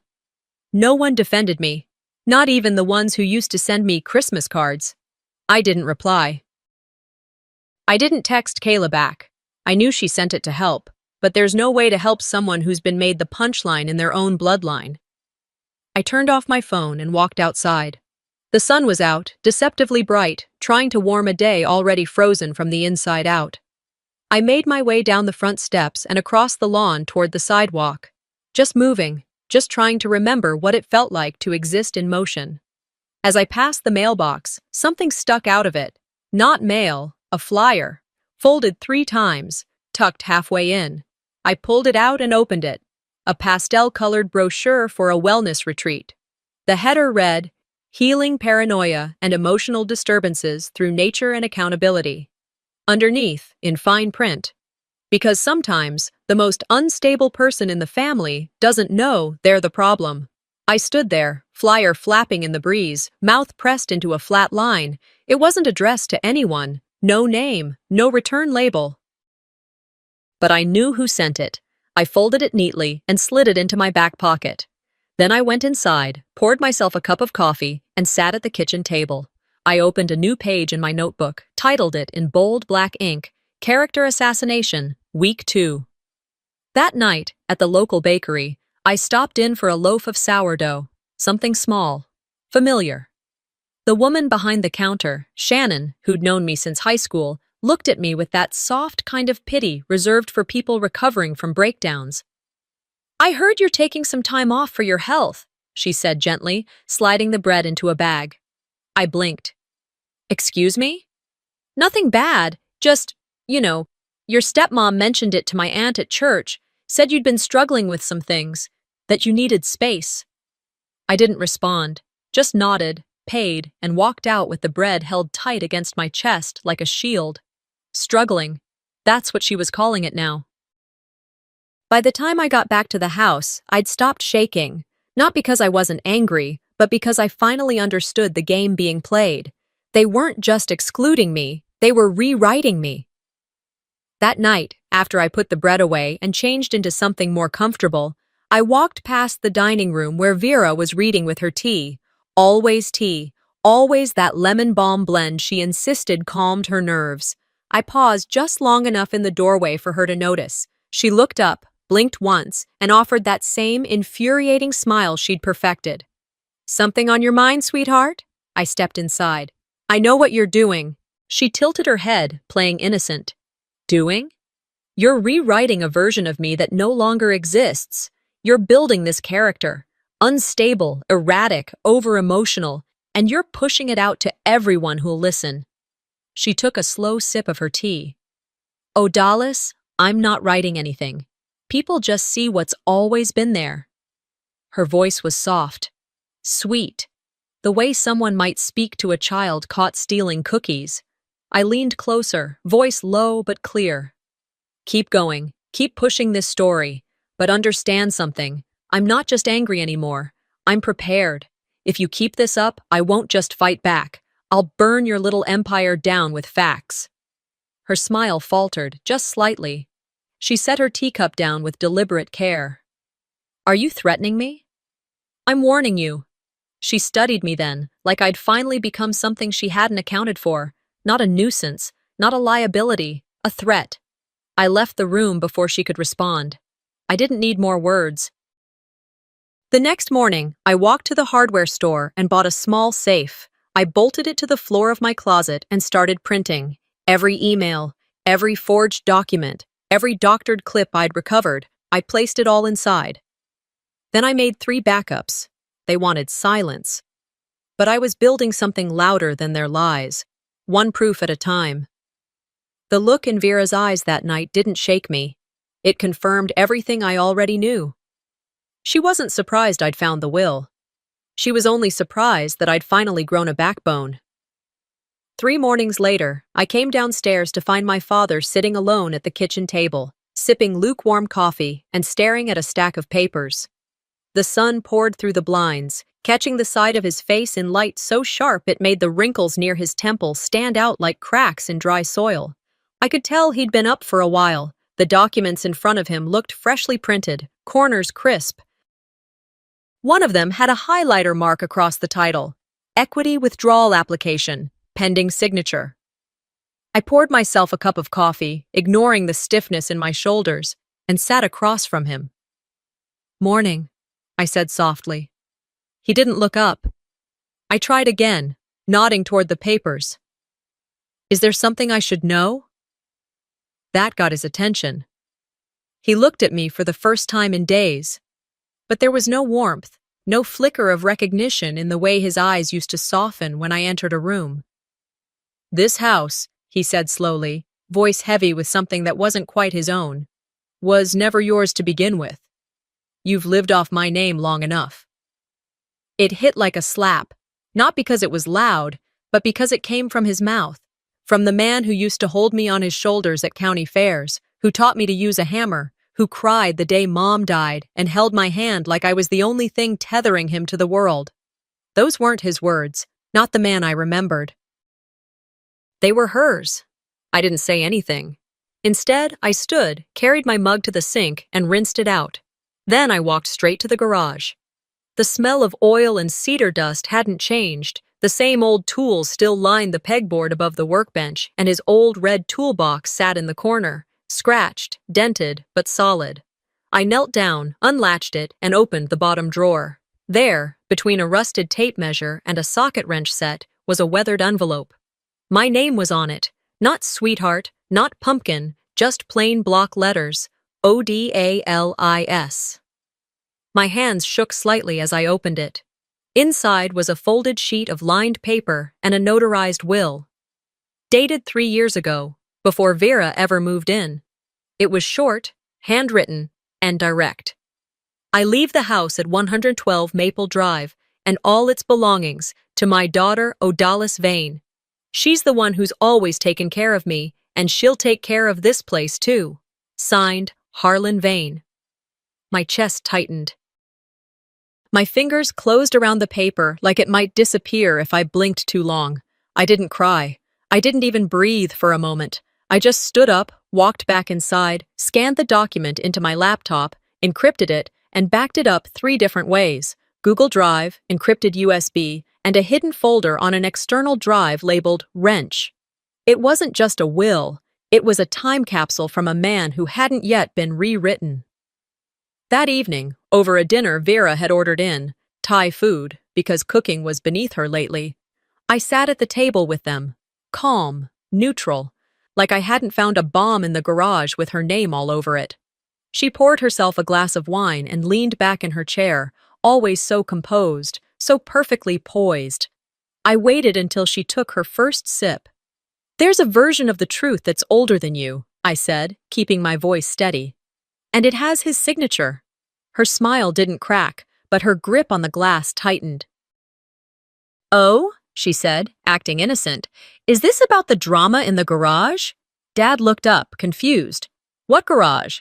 I kept my eyes on her. "The one where he put what actually mattered before you got here." Vera swirled her wine. "Then sue me." I leaned in slightly, just enough for her to feel it. "I won't need to."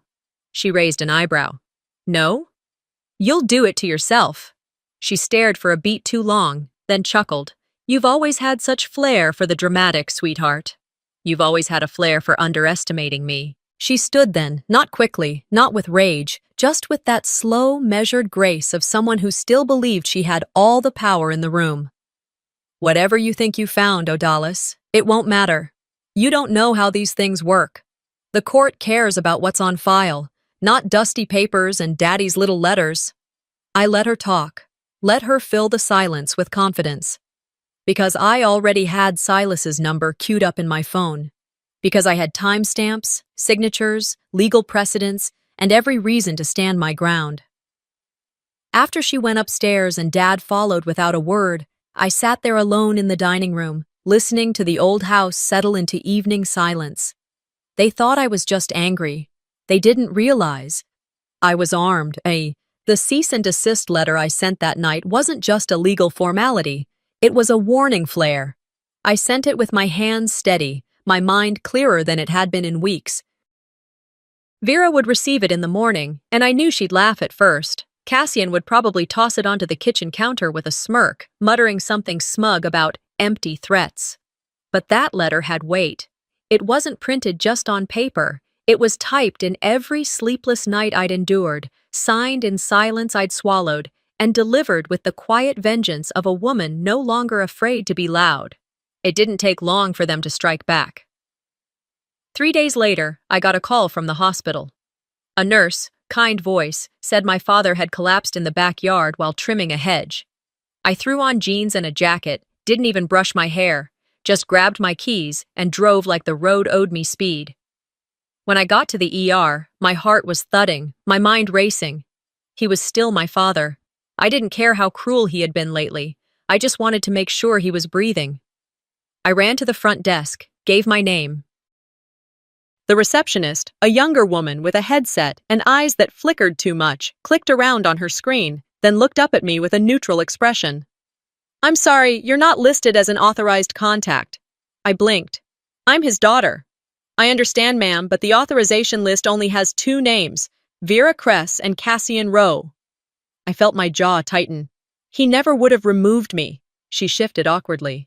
"You'll need to speak with his listed proxy." I looked past her, through the glass wall separating the lobby from the patient waiting area, and there she was, Vera, sitting calmly in the hallway, clipboard in hand, signing papers with the confidence of someone who had expected this moment and rehearsed it. I pressed my palm against the glass, breath catching. She looked up, saw me, and smiled. Not the polite, socially acceptable kind. It was a private smile. One you give a rival after the final chess move lands. Cassian was standing next to her, arms crossed, looking bored. He didn't even pretend to acknowledge me. I stood there for a full minute. My pulse pounded. My hands were shaking, but I didn't bang the glass. I didn't yell. I didn't demand. I turned and walked out.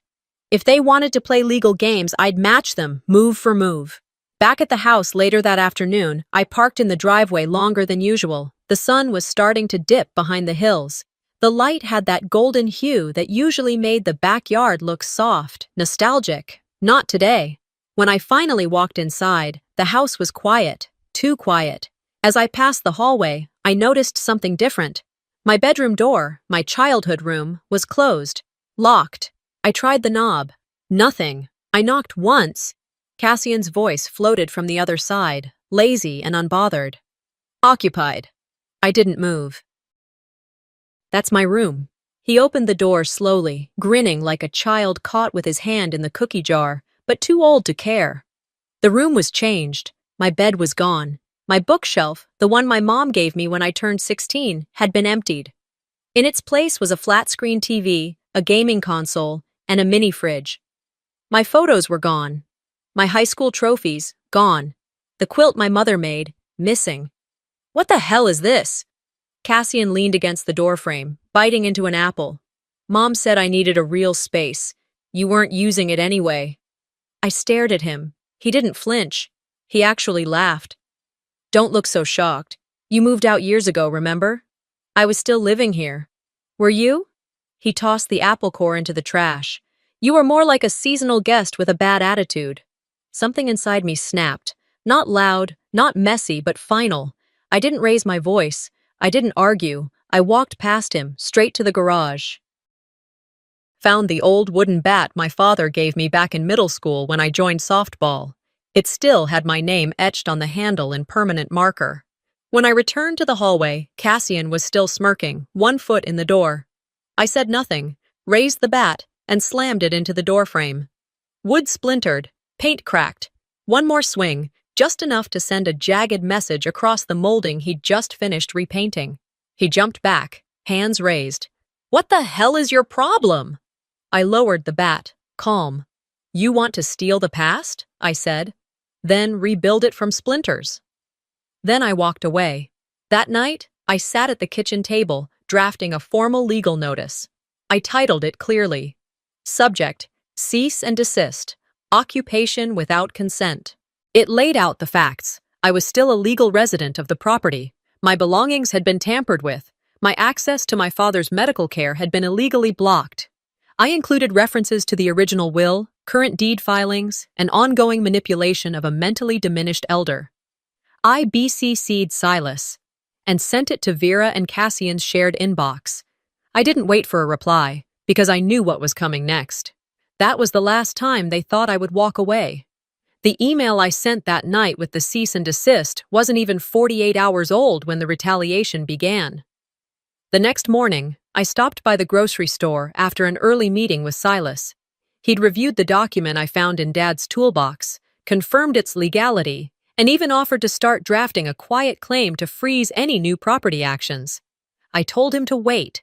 I still wanted to give my father a sliver of dignity, a way to come back to reason before this exploded. That now felt naive. It was just past noon when I returned home. The grocery bags rustled in my arms as I walked up the drive, but something about the mailbox stopped me in my tracks. My name had been removed. The label I placed there 5 years ago when I moved back after Mom's death. Gone. In its place was a new metallic strip. Cress Row. I stood still, milk sweating in one hand, the other clenching the keys hard enough to leave crescents in my palm. I didn't cry. I didn't scream. I walked inside. The door opened to silence, too quiet, like the whole house was holding its breath. Then, a voice echoed from the living room, male, unfamiliar, clipped and professional. Yeah, this is the main space. Open floor plan, original woodwork, plenty of potential for staging. I stepped into the room and saw a stranger holding a clipboard, mid-30s, wearing a blazer too polished for a social call, taking photos. Cassian was lounging on the couch with a half-empty soda bottle, acting like nothing was out of place. "What's going on?" I asked, setting the groceries down on the hallway table. He didn't even look up. "We're listing the house." I blinked. "You're what?" He finally turned to me, calm as ever. "Mom thought it was time. The place is too much for Dad, and let's be honest, it's not exactly like you've been contributing." Contributing? I took a step forward. "I've paid every property tax bill since 2018. I maintained the insurance. I literally painted these walls with Dad the summer after Mom passed." The real estate agent tried to excuse himself, but Cassian waved him to stay. "We're just finishing up here," he said, like I was the guest. "Just sign the paperwork, Odalis." Vera's voice cut in as she appeared from the hallway, holding a manila folder. "We've already found buyers interested. You'll get a cut, of course, provided you don't drag this out."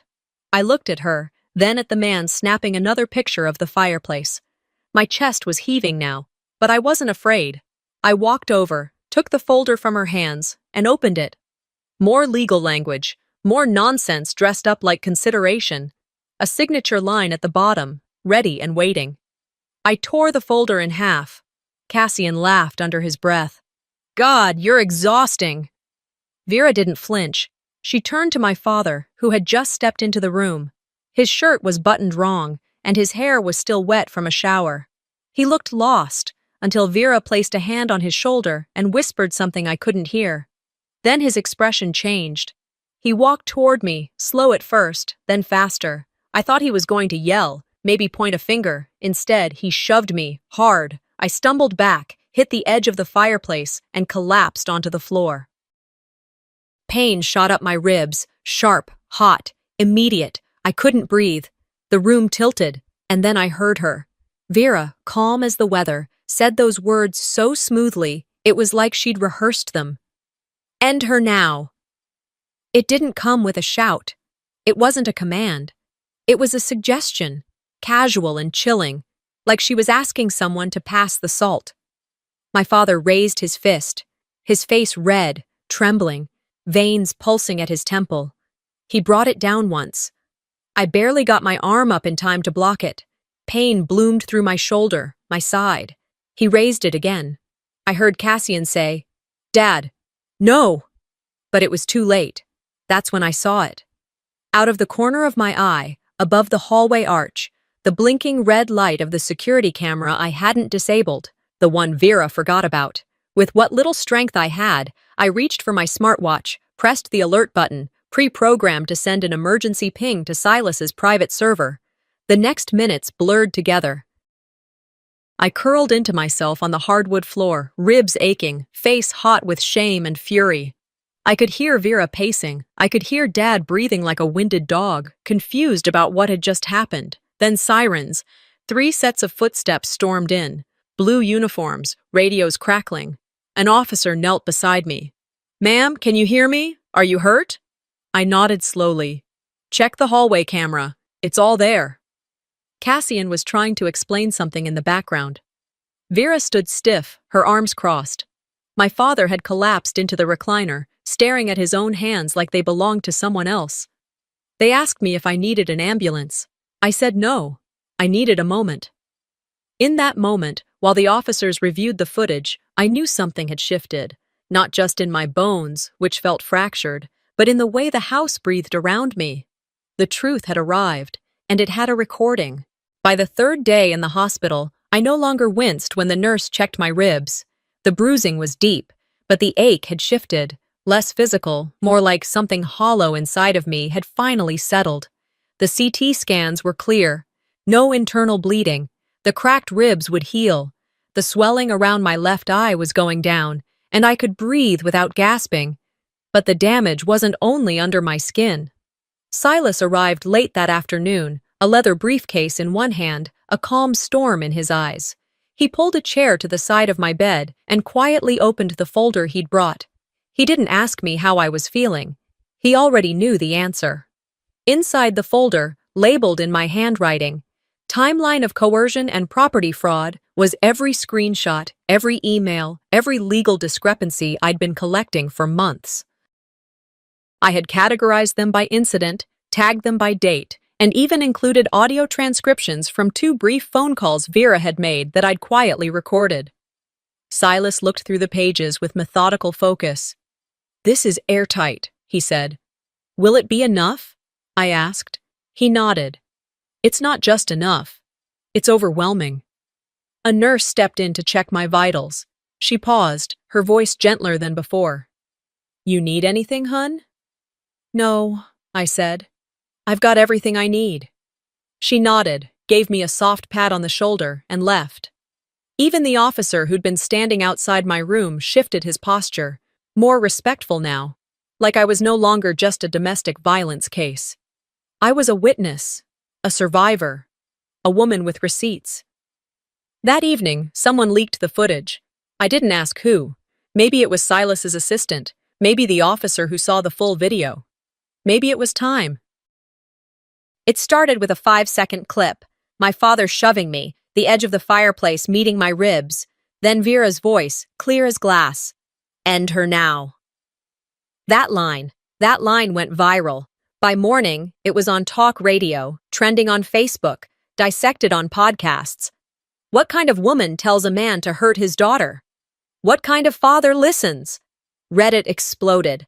A thread titled, "My Stepmom Tried to Erase Me," literally hit the front page. My inbox flooded with strangers telling me they'd lived through something similar. Some offered prayers, some sent resources. A few offered lawyers I didn't need but appreciated. Cassian's photo, his professional headshot, was splashed across every local real estate page with bold headlines. "Local broker, linked to family abuse case." His brokerage dropped him that same day.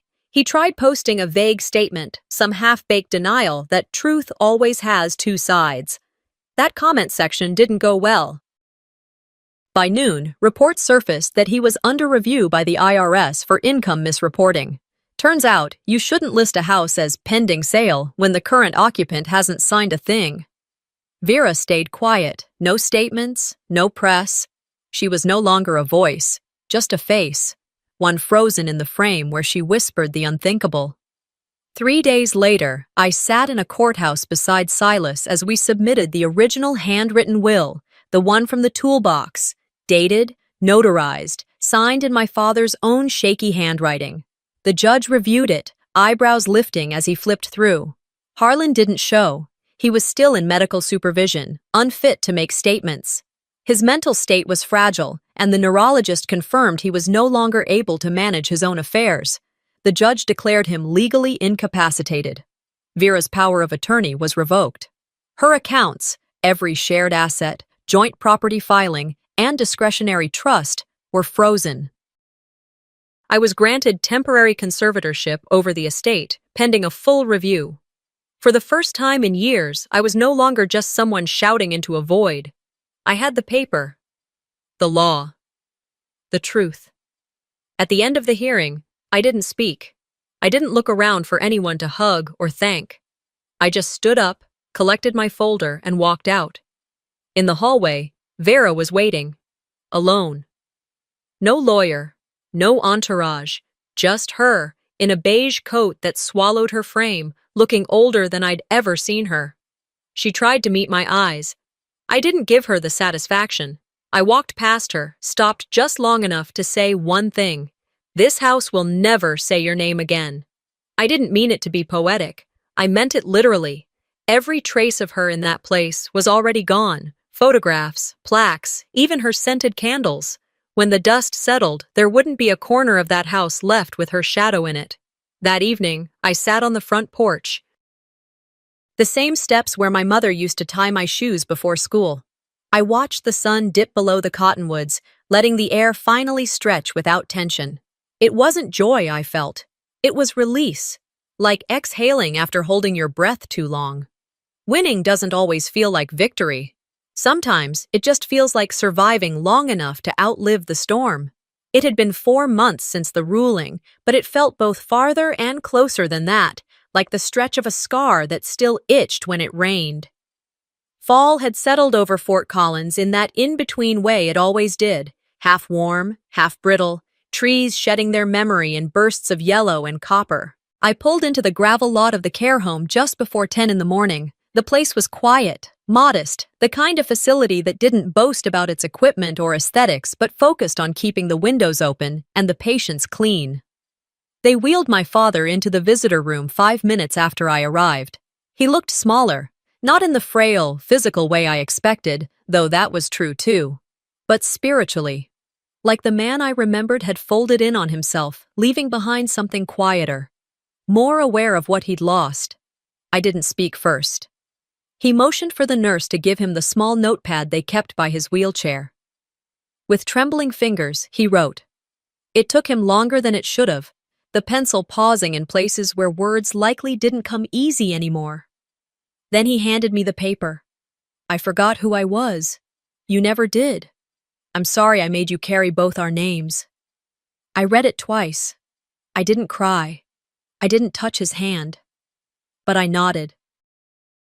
I folded the paper and slipped it into my purse, not because I was ready to forgive, but because it felt like a piece of the past trying to meet me halfway. I wasn't putting it in my heart, not yet, but I wouldn't throw it away either. We sat there another 10 minutes, not talking, just breathing in the same space again. When I left, the wind caught the front door on my way out. I didn't look back. Later that week, I stood in the foyer of the house I grew up in, holding the brass key one final time. The floors had been swept, the walls freshly painted. I didn't pack anything in boxes. There was nothing left to take. The few items that mattered had already been quietly removed. My mother's light fixtures, the worn cedar coat rack Dad made in '92, the record player from the back den. Everything else, left for the next family. The buyer was a young widow, former military, 2 kids. She had kind eyes and didn't flinch when I told her the history of the house. This place knows how to protect, I said as I handed her the keys. She nodded, and for a second, we weren't strangers. We were women who knew what it meant to fight for a home. A week later, I opened the door to my new space. It wasn't much, just a repurposed cottage at the edge of downtown. A 2-room setup with wood floors that creaked with honesty, windows that let in more light than I expected, and the faint smell of lemon oil and legal pads. I named it The Room. Not a business, not a nonprofit, just a space for women like me. Women who showed up with manila folders full of property titles, phone bills, court orders, and with eyes full of fear they'd never admit out loud. Some brought documents, others brought silence. All of them carried the weight of having been made small in spaces they once helped build. I wasn't a lawyer, not anymore. I didn't offer legal advice. I offered presence. I helped them organize their records. Taught them how to speak in timelines, how to say, here's what happened, without apology. I'd sit across from them, not behind a desk, but next to them at a long shared table, listening. Some days were quiet. Others came with stories that made me press my palms to the wood table just to steady myself. But I never turned anyone away. One Thursday, near closing, the front bell chimed. A woman about my age walked in, shoulders hunched, eyes scanning like she expected someone to stop her. She clutched a folder to her chest. I'm sorry, she said, barely above a whisper. I don't even know if this is a real thing. It's real, I told her, stepping closer. She opened her folder slowly. Inside were mortgage documents with her name on them. Yet somehow she was locked out of the house. Her husband's cousin had moved in. No explanation, no eviction notice. My name's on everything, she said, but they said I'm not on the lease anymore. That I must have signed something I don't remember. She looked down, blinking hard. I swear I didn't. I nodded. I believe you. She started to cry quietly, in the way people do when they've cried too many times already and are just trying not to fall apart in front of another stranger. I reached over, placed a pen and yellow notepad in front of her. Then let's open the door together, I said. She looked up at me, her face a mix of doubt and hope. I didn't need to promise her anything. Just sitting there was already more than she'd been given in weeks. Later that night, after locking up, I sat at my desk and opened the drawer. Inside was my father's note. I read it once more, then closed the drawer again. I didn't need to reread it every day, because I'd already made peace with the truth. Sometimes, justice isn't about winning. It's about not disappearing. The house they tried to erase me from is gone. But I've built 100 more in the hearts of women who will never again be silent. Not every war ends with a bang. Some end with a quiet reclaiming of power, a slow rebuilding of what was nearly destroyed. Odalis didn't just survive her family's betrayal, she transformed it into purpose, into protection for others like her. Have you ever had to fight for your place in your own family? If this story moved you, share your thoughts in the comments. Don't forget to like, subscribe, and hit the bell so you never miss the next powerful story we bring to light.